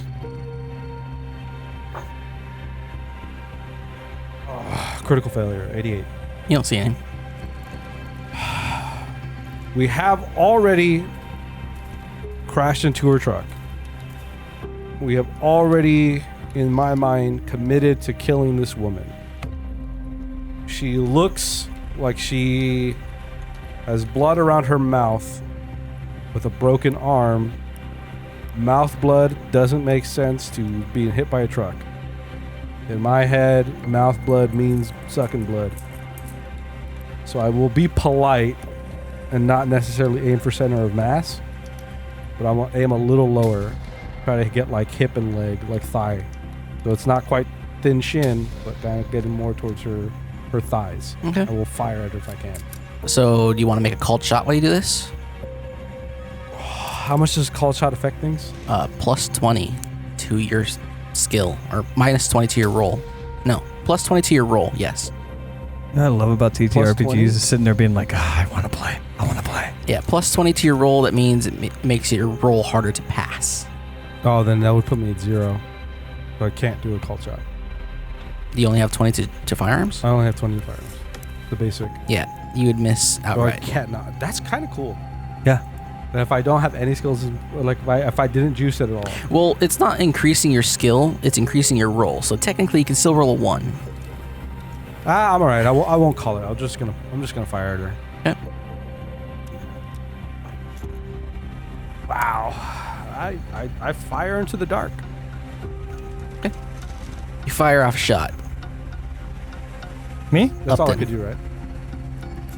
Okay. Meanwhile, You hear the gunshot go off as you're doing what you're doing. I feel like that kind of, for the first time, as I've been disoriented, snaps me into where I am and what's going on. I imagine I would have seen Yuli move a little bit as I was already aiming in that direction. I will wide berth around the other side because, he went wide berth left because he was out of the driver's seat. Or no. Yes. And then I will wide berth right. But I will move a bit quickly because Yuli has fired a shot. What do I see? Same description. You'll see Shirley Booth in a disheveled state of half undress, blood running down from her mouth towards her chest. She's facing the truck itself, looking confused, and her arm kind of is just dangling. Her right arm is just dangling a bit as she's sort of gripping her abdomen with her left. Cool. Otherwise looks like a person. Mm-hmm. Cool. I will do what I was always going to do no matter how you described any of these people. And I'm going to do called headshot. All right. Please, Lord. 002. That's a 2. That is a 2 on a called headshot. I needed to roll a 40 or lower.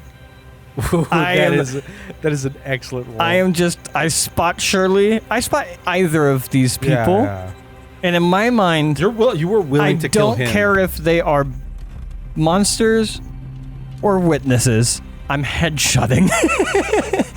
In my mind, too, I was like, one, the blood doesn't make sense to where it is for her. I don't think that part of the description mattered to Upton. Sure. But for me, I was just like, we already hit a cop in the back of her truck. Yeah. Like, we have to, these people are dying. Yeah. Like, we have to kill them. Yeah. Regardless of whether she's a blood-sucking monster or not. Yeah.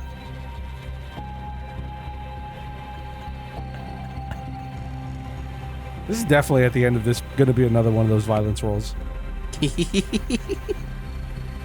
Now I'm I pretty. don't know. It sounds like I'm pretty apt at this. I think I'm joking. I don't think that's how the game works. But also, I think, there's like the adapted to violence is that whole. Yeah, and I don't have it. Oh, okay. The don't know if your adapted to violence history- only gave negatives, so we ended up not. Oh, okay. Yeah, it like did nothing. Like it doesn't help you with your willpower or anything like that. It was, I don't remember what it was, but it was just weird where I just take a bunch of negatives. I think I don't fully understand it, so I didn't do it. But it felt like I take a bunch of negatives and I don't get any positives for it. So I'm just looking to make sure. Do your thing. I'm pretty sure Yeah. a cold shot. So it is optional rules.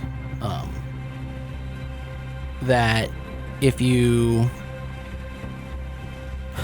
So there are optional rules that list out things you can do. So like if you want to do a cold shot to do 2 shots at once, or if you want to do a flesh wound, or if you want to specifically do a headshot, there's that. I believe a cold shot to the head essentially makes it so that you're doing a critical hit regardless of the roll. And I believe a critical hit is just the full dice of damage and not the actual, and not like a double roll. A flat 10. So a flat 10. That sounds familiar from when we were in session 0. God, if we were wrong. Let's see. Oh. Normally, Daryl's pistol inflicts 1d10, but a critical hit doubles it. He rolls a 4 and doubles it to 8. So go ahead and roll a d10. All she did was just like pinch his nipples, and he just was not having it. And now we've caused all this. Maybe something got bit off in the middle of this. Ooh. I rolled a 2. Ooh. You do 4 points of damage. That's an unfortunate crit. That's the explain it as if she is a monster.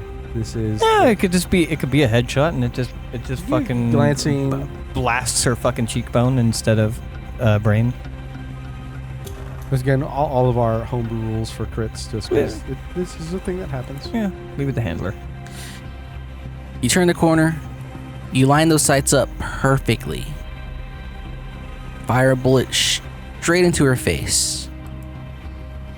You expect, at this point, probably done this before, for her to crumple into a ball after being hit and lie there lifeless, dying. Hoping for it. She does not. She turns directly to you and she screams, and as she does, half of her face transforms into this sort of half-shriveled, disfigured creature. And you can see her teeth on the left side. One of her canines becomes one long fang. One of her eyes goes completely black with sort of like a yellow slit as she screeches at you. I mean, I have to. I also. I'm assuming insanity check. Please roll sanity checks, both of you, for unnatural. Oh, it's a failure. It's a failure. Is there a difference between natural and, or is it just still a sanity check? No, it's just the classification of sanity check. Okay. Mine's 28. I fucking baller over here. Fucking this doesn't even fucking bother me. You take a 1, and you failed.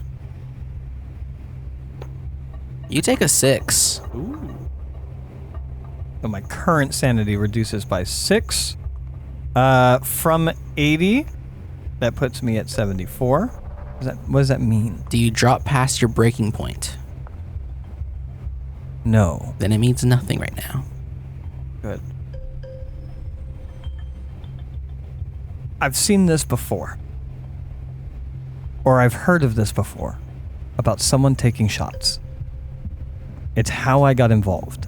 Is someone being riddled. And getting back up. But that was like a person that just got back up and continued to be a person. This is not a person. It is the first time I've actually seen something fucked up like this, actually seen something occult, seen a monster, and my gun starts wavering a little bit. Still aimed in that direction. I think I'm so juiced on adrenaline. I just want to get this part over and deal with the repercussions that's going to rack my brain after it's over. Mm-hmm. So technically that was a surprise round on her. We're back to the top of the round. Okay. That'd be Yuli. Our sight lines is Upton across from me. Yeah, you could probably see him, the top of his body poking over the truck bed. I want to make sure I continue to move in a direction so that he isn't on the opposite side of my firearm. I had wide berth, for the record. You said she had stood up, right? Yes. Okay. I just want to make sure I'm not next to her. Yeah, you're not next to her. I just want to make sure that we're doing so. Like I'm gonna. Where you're standing right now, you're not within his line of fire. Okay, and I'm very appreciative that she is looking at him. But I will also fire. I will fire again. And depending on how successful this shot is, I might go further back. Or no, I'll keep my distance. And this is one shot for each round, right? Mm-hmm. Nope, 82. You fire. Bullet goes wide. Firearms. All right. Yeah, that'll be. Your dexterity was what? 11? Yeah. Okay. Do I have more time to scan my environment as I'm doing this? You can. I want to look. Can I find this dude? Make it an alertness. I know it's giving me another roll, but it is a different turn, so hopefully maybe. This guy is lost in the sauce of my brain. That is 69. Nice. I do not see him. Okay. Shirley charges you. There's no reactions in this game, I imagine. Go ahead. No, there's not. And since you're shooting, you don't have the opportunity to use the, block and parry rules. Instead, you just kind of gotta take it if she reaches you. And she does. She is fast. She covers that ground very quick. And she is fucked up. She gets up to you. She will use her melee ability, which is on the dot 60. She takes a swing at you with her good arm. You take 2 points of damage. It's 3 points of damage. 3. Oh, that's way better than I thought. Forgetting the strength. I thought it was gonna be like he loses an arm in this fight. You could. He still has a round to do that. Upton. She was like on me. Yes. Cool. Did this knock the gun out of my hand? No. I am going to try and John Wick staple her. I am going to lift the gun as best I can under her jaw. I'm going for another cult headshot. I'm not sure if there's distance rules. I don't know. Does Delta Green have? I would like to know that close before I go. range rules for arms. I don't think it does, but it might. I actually want to change it a little bit. I'm still going to do a called shot, though, but yeah, let's see if there's range rules. There's the one thing I will fault about Delta Green is that they're... Maybe it's just because I haven't played it as much as I have 5th edition, but I feel like there's a lot more important rules for more situations in combat. Yeah. I think that's kind of okay, though, because the combat's so brutal already that, like, let people take I do shots. like a robust combat system regardless. And every game that has combat should have a robust combat rule set. You don't need rules for roleplay. You just roleplay. That's how I feel. Circumstance. So it doesn't seem to be a penalty. Yeah, I don't see anything. Doesn't seem to be a penalty when you're up close. If anything, because you're shooting at point blank range, you have a bonus of plus 20. A bonus of 20. Okay. I will negate that for a called shot. And I will change that to, as she does that, I will try to press myself into her to hopefully not have her I know that's not how mechanics work, but for roleplay reasons, not have range to smack me around again. And as I press closer to her, I will press my pistol into where I would presume a human heart to be. And I will pull the trigger. So you're essentially trying to go for a fatal shot with this, right? For the heart, yeah. Okay. I pass hard. I had to roll below a 60. I rolled a 16. All right. Go ahead and roll damage as if it was critical. Which is... Just roll a dice and we'll double it. Not as fun. 4. 4 on the die? 4 on the die. So you do 8 damage. 8 total. You put the gun to her chest where you assume the heart is, you pull the trigger, and now that limp fall back to the ground that you're expecting happens. Oh. I re-aim my gun. I don't have turn economy, but I re-aim my gun. All right. That would be the end of my turn. Mm-hmm. Yuli. Okay, I am prepared to shoot.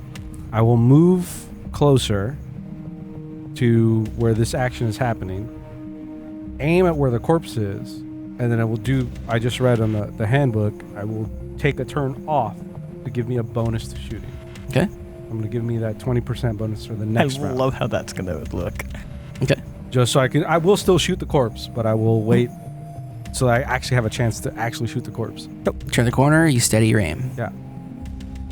She doesn't move. Upton. Seeing that worked better, center of mass worked better, yeah, I'm going to do another attempt at a fatal shot and just, important chest area. Mm-hmm. I don't want to get close to her, so I won't take that positive 20. So you're backing away? No, I'm just not going to... If you're within 3 meters, you're still getting that 20. Love it. What she is still fucking terrifies me. And as you turn the corner, Yuli, and you see me drop her, you see me pull my gun back up and aim, you can see my hands are not steady as I pull the trigger and it embeds itself into the dirt beneath her, or beside her. Okay. Yuli? I take my shot. Oh, fuck. That's a 3, if I can count it. Yeah. It's a 3, I hit. Yep. I hit her with the gun.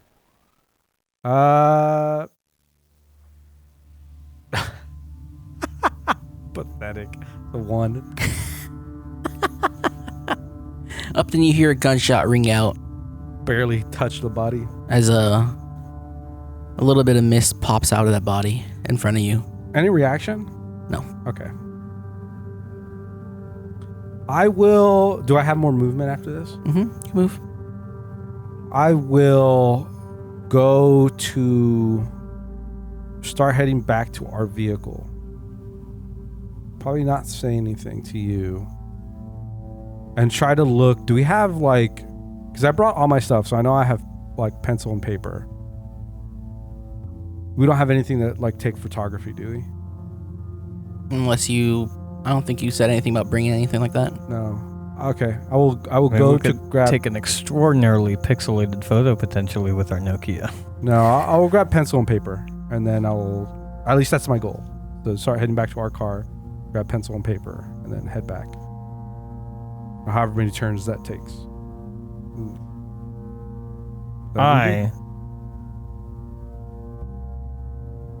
If we're not in roleplay anymore, my intentions moving forward is to just unload the rest of my clip into the chest of this person.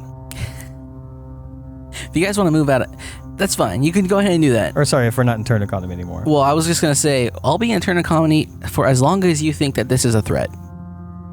I will continue shooting it in the chest. Okay. You mag dump this lifeless body. Yeah. All right. I suppose that'll be my turn. Okay. All right. I go to the vehicle, return. Is he probably still shooting by the Yes. time I'm back? If I get back and he's still dumping his clip, I look around to see if I could finally see this fucking guy. You look around. Do you feel like that body is a threat to you in any way? Right now, after Yes. him still unloading gun, like, not to me. If it was to come alive, it'd be a threat to him. But for right now, I think I'm fine as no longer seeing this as a threat. I still haven't. I don't think I fully processed the moment yet. You see a lump of human, a little 20 feet down the way from where you first saw Shirley. Yeah. Does he look? Does the lump of human look emaciated? No, he looks broken and twisted. Roll me a sanity check. That'll do it.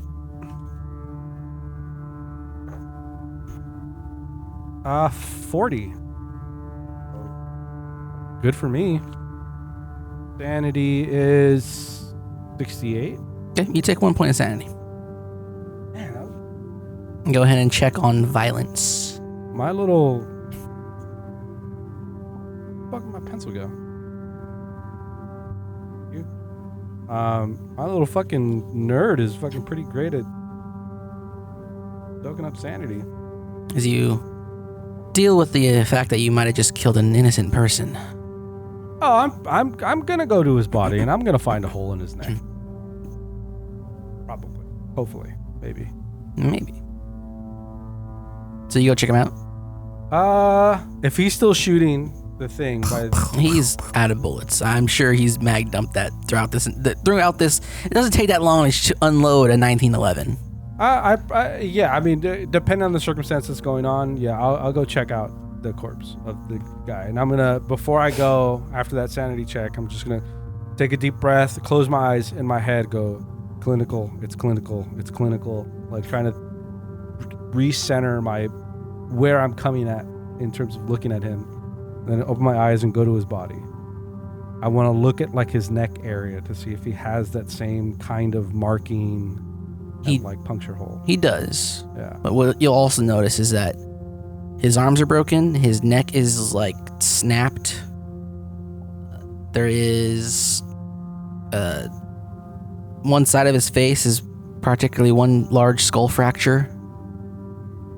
You feel like while he was being bitten into, it wasn't Shirley that got him. Oh yeah. It was He was about to die. We finished him off. I mean, Shirley wasn't gonna kill him. I don't think you finished him off. I think you just finished him. Oh, Shirley wasn't gonna kill him. I'm not sure. Okay. You're not sure. Well, you can think that, but it was definitely the car crash that killed him. Okay. In my head, he was already dead. That's what I'm telling my character. That's why I got 1 point of sanity. He was already dying. We accelerated it. Okay. After that, I will rush back to Shirley, to the corpse. Look at Upton for a half a second. Not gonna say anything. Just like hand up, thumbs up. Probably heavy breathing. Look at you and... Yeah. All right, I'm gonna look at this corpse of this creature, and I'm gonna get my notes and paper. And I'm gonna write down as clinically as I can, and as like scientifically, quote unquote, as I can, the details of this creature. What I could see that looked unhuman, the wounds that I recognized it was able to handle, from my memories of how many shots it took for him to before it actually went down. And I don't know if I had a good view, but I think I had a decent view of most of his shots and where they were placed. I'm going to take all of that down. I would like to move over to the other body and look for that puncture mark. Okay. You find it. I would like to pull out my other gun. And I will just plug that puncture mark with a bullet. Okay. Getting rid of evidence. Okay. Okay. So I sorry. finished taking my notes. Look up where you are. You will see me dragging the body over to the truck. Probably throwing it into the truck. Also, do I need that violence? For the mangled body? The sanity roll? Yeah, go ahead. I think I'm okay. I'd also say restore 1 point of sanity for having killed Shirley. Both of you. Restore a point. Yes. See a natural thing, lose sanity. Kill a natural thing, regain sanity. Nice. All Okay. right. And as you're dragging the body back, you go, all right, so what's the plan from here on out? I thought maybe we could try to burn the whole thing. Body's in the truck. Plug a hole in the gas tank. Real life, shooting a gas tank does not make it explode. I know. Light the fuel on fire. Get in our car. Get the fuck out of here. All right, well, make sure the car is still drivable. I imagine it's still on. You never turned it off. Still on. It was Okay. chugging, but I'm going to rip clothing off of Shirley and then try to stuff it in the gas tank, right, to get it. no, I'm going to just plug a hole in the gas tank with my gun. Oh, and to let it then leak. yeah, so it leaks and then we could just light the fuel and get the fuck out of here. all right. Well, help me get Shirley in there. Yeah. And then lift up her body, throw it in the back of the truck. Mm-hmm. All right. Well, Actually, I'd like to put the bodies In the- next to the truck, as close to under it as possible. oh, Because next the to truck fire bed source. is going to protect it Yeah, that makes sense. and burn it that way. Also, this is a field, so I imagine this field's coming ablaze as well. All right. We do all that. Get in the car. I'm going to hit the gas to make sure the car actually can move. Before you do that, I would like to listen. Do we hear sirens? Do we hear cars? Do we see headlights in the distance? No. It's been like 2 minutes. This is like G&G time. Yeah, no, I know. But I mean at the point of the fire being ablaze. No. I would stop you from what you're doing as you're trying to like rush and get ready and get in the car and get the fuck out of No, here. I'm just making sure the car moves. Yeah. But I'm gonna call you over Walk over. and I'm going to pull out a cigarette and hand it to you. Probably a good call. And we are going to smoke a cigarette watching this fire. Probably not a whole cigarette, maybe just a minute of it. But I feel like we need a cigarette. Yeah, I'd probably be And a we little, need to also make sure these bodies start burning before we leave. I'd be a little antsy to head out, but Not finishing the cigarette. yeah. Or getting in the car. Driving off. In whatever direction this road goes, not back to town. Oh yeah, I'm thinking we're heading towards the airport direction of our I mean, flights. unless that's to town, in which case we're just heading out and No, then we'll find something else that wraps around. we drove to this town. We came in from somewhere else. Yeah. Oh, you mean like But if it's on the other side of town, Yeah, I sorry, want to sorry. avoid the town. Yeah, sorry. Yeah. This led out eastwards. Yeah. They just want to keep driving. Yeah. Yeah. Also, as soon as we can, to what would be a town, Probably in the outskirts of the town somewhere, ditch the car. Yeah, ditch the car, walk into town, rent a car, then drive to airport. Okay. As in, which town are you? Not this town. Not Davidson? Not Davidson, but wherever we might be able to rent another car, we're going to, outside of that town, ditch this car so that we're not driving around in a fucking broken car, in a wrecked car, away from a crime scene. As much as possible, we need to get away from the crime scene. Walk our way into town. We probably also might need to burn well, how did car rentals work? What information did I need to give them? I believe you got the original rental under the name Alphonse. Yeah. And then this was a switch. Yes. So it's under Alphonse's. It's Alphonse's problem. Well, that's the first one we ditched is Alphonse. Yeah, but This one I you swapped rented. cars. Yeah. I took this car and I swapped it. So it should be under like the same name. Oh, if it was the same company. If it was the same company, it should be fine. Yeah. Okay. Either way, yeah. Ditching this outside of a town, walking into town, doesn't matter how far the walk is. Finding a rental, getting a new rental, driving to airport. Okay. That's the plan. All right. You drive. You drive away from Davidson for however long you want to, till eventually you make your way back down to Amarillo. Of course, we have changes of clothes. Make sure all that we're all cleaned up before we enter into a town. You might notice hours past our incident, Upton keeps hiding his hands, and anytime you do see them, because he can't hide them forever, he's shaky. I didn't notice you were shaky before, as you pointed out. But it doesn't go away. Yeah, I get it. Also not talkative at all. I mean, normal Upton.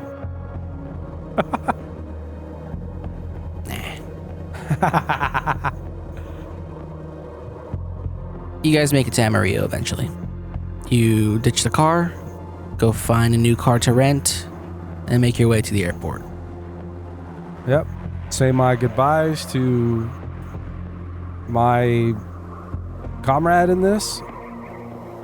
And I head on my plane to my hometown, and I don't know where you go. Before the two of you part, you hear your phones ring. I was going to make a call, yeah. I'll answer. Who is this? Upton. Your flight back is today. We're at the airport. Has it been handled? Yes. The evidence? Burned. Where? Field. East of town? East of town. Let him know. I'll look at you and go, I'll nod. In the Vector? Confirmed. Dead. Burned. Just the one? Yes. Are you sure? 70%. Any artifacts?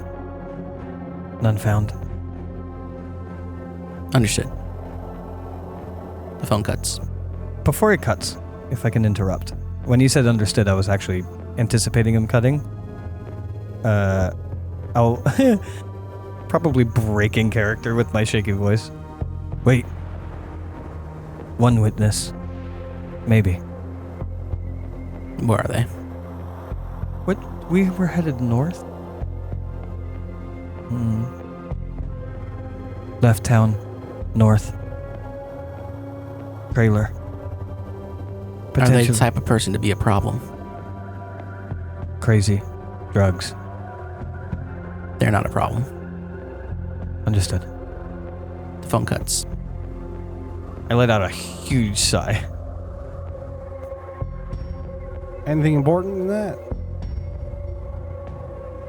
You see any artifacts? No. Think we should look for artifacts. Next time. Yeah. I will put out a shaky hand for you to shake. Sure. Shaky hand. Hope there's no next time. Probably not. I might need to reach out to Alphonse myself. about something. What does give you a nod? Well, good luck. Have fun. Hope I don't see you again, for sure. Firming nod.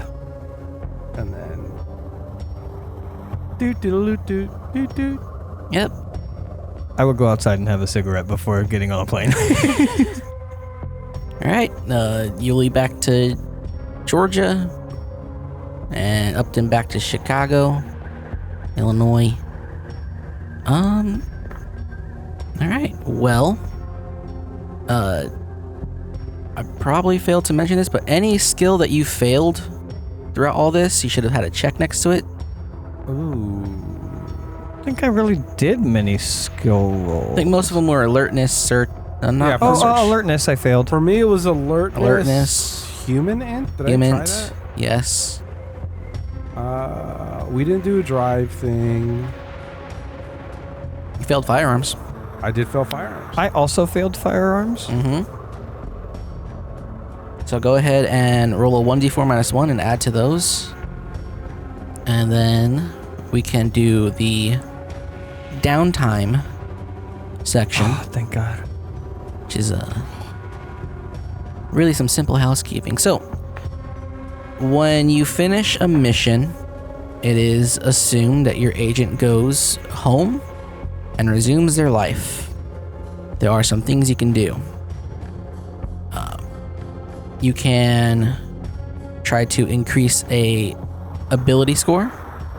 You can try to increase a skill of any kind, except for a natural, I believe. You can try to restore sanity by going back to nature, essentially go camping. You can try to restore any of your bonds that you may have lost points in due to whether it be doing stuff during your downtime or having projected your sanity loss onto those bonds. You can try to restore sanity by going to therapy. You can do training in special skills, so scuba diving, lockpicking, etc. And you could also try to research any case that you've been working on. Essentially, this thing that you just did, or other stuff related to the unnatural and occult. Anything that you do that isn't just going home and chilling with your bonds is going to cause you to lose a point in that bond. What do you mean? Sorry, say again? So if you want to train your, say, firearms ability, doing that means you're spending time training and not spending time with your bonds, which means you're going to have to lose a point in one of those bonds to do that. But I can... Or you could just not do anything. You can spend time with your bonds instead And not lose bonds. So do Unless I have you get a critical failure. 3 actions then? Because I Just have one. 3 bonds? Just one. So all of my bonds will go down. No. Specifically, spending time with your bonds is to heal the bond score. Uh-huh. And doing none of those is just you're maintaining. And you said I could project onto my bonds. If you lost sanity, you could project while you're losing that sanity. Oh, while losing the sanity. Yes. So like if you take a big hit to sanity and like, ooh, this is going to make me hit my breaking point, I'm going to say, no, just forget that. I roll a d4 and it's fuck you, mom. You're the reason why I'm being attacked by vampires. So I can't project onto my army buddy Joe now to get some sanity back. Correct. Yeah, you would have to have done it when it happened. What are my options for getting sanity back? So you can go to nature, which is you roll a sanity check. If you pass, you get a d4, 1d4 insanity back. If you fail, you get nothing. If you critically fail, you lose 1d4. Or you can go to therapy. No. I guess I'll go to nature. Going to nature, okay. So go ahead and roll a sanity check. Or do I want to just let this character rot and then bring him into the next game? I want to see what happens if we let him break. So let's go with the skill then. Okay. Choose any skill. And then roll for failure. And I only increase it if I fail. Correct. Ooh. I'll do the same thing. I'm going to work on my firearms. Okay. So that negatively affects a bond. Yes. How much does it negatively? I believe it's just 1, but it could be a D4. I passed my fucking check, so I don't succeed. And then I D4 affect the bond? Or all of my bonds? Just 1.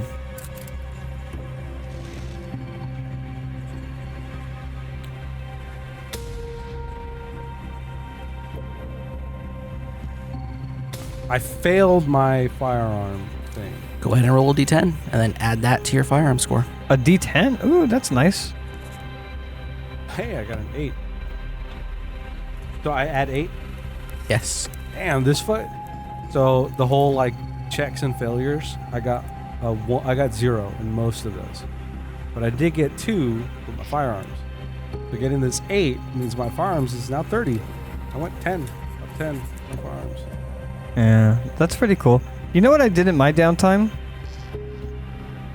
I never called my original CIA handler, and I've just lost track of him, and I've just lost some bond points. That's what I did in my downtime. I think I sacrificed whatever downtime activity or whatever normal thing I did with my work wife. Yeah, it's 1D4. I did. I got 2. And I've lost some of my bond with her. And it's only one thing, right? So I can only choose one thing? Yes. Okay. Just as a future reference, at any point, does Alphonse reach out to us or me Oh, in our downtime? let's talk about that in our... No. This is something specifically about the game. Okay. Only because I want to convince you to keep the character. That's why. No, sure, yeah, it has nothing to do with that. Okay, just checking. Oh, no, it's just 1. The only time you lose 1D4 is for critical fails or for when you're trying to establish a new bond. So it's not a D4. So it's not a D4, just 1. Okay. That's another thing about this is that sometimes the rules aren't all uniform for the same things. Yeah, fine. that feels too nice. That feels like... I feel like I would have liked to have lost my bond harder. Well, realistically, I mean, if you're taking sanity damage, you're going to be projected that bond anyway. It's like, bonds are a super valuable resource, so if getting better at stuff made you lose it at a faster rate... I think in instances, because well, we can get into that later. But Yeah. Well, okay, yeah. Let's get into that later. Because I'm down to podcast after this if you guys are. Oh, gee. It is really late. It doesn't have to be long. It's midnight. It's up to you almost guys. midnight. That's too late for me. Okay. One quick question before we close it. At any point between now and let's say when my character thinks it's over, like I'm no longer going to get contacted, does Alphonse reach out in any way? Or is there a way for me to reach out to Alphonse? He does not reach out to you. Well, I just have a Can he document. call that number? Can he? I think at some point, give it like a few days or maybe a week, I will try to contact the number. Okay. Do I get any answer? The phone picks up. Hello? Alphonse? Who is this? This is Riley. Yeah, Riley. I don't know it, Riley. Yuli. What do you need?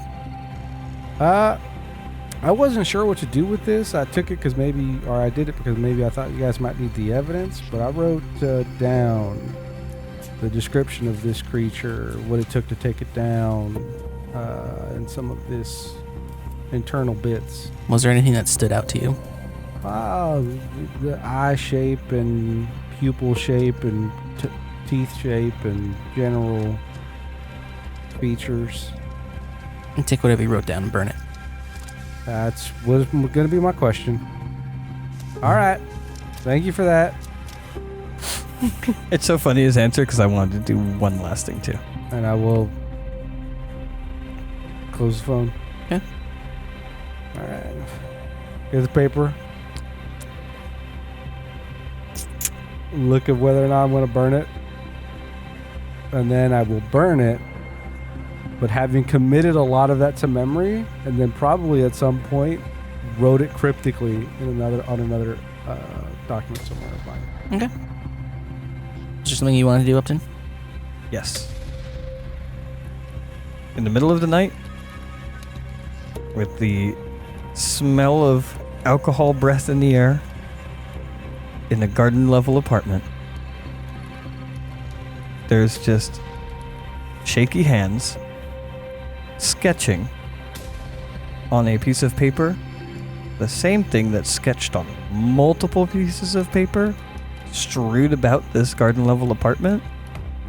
It's just that eye. He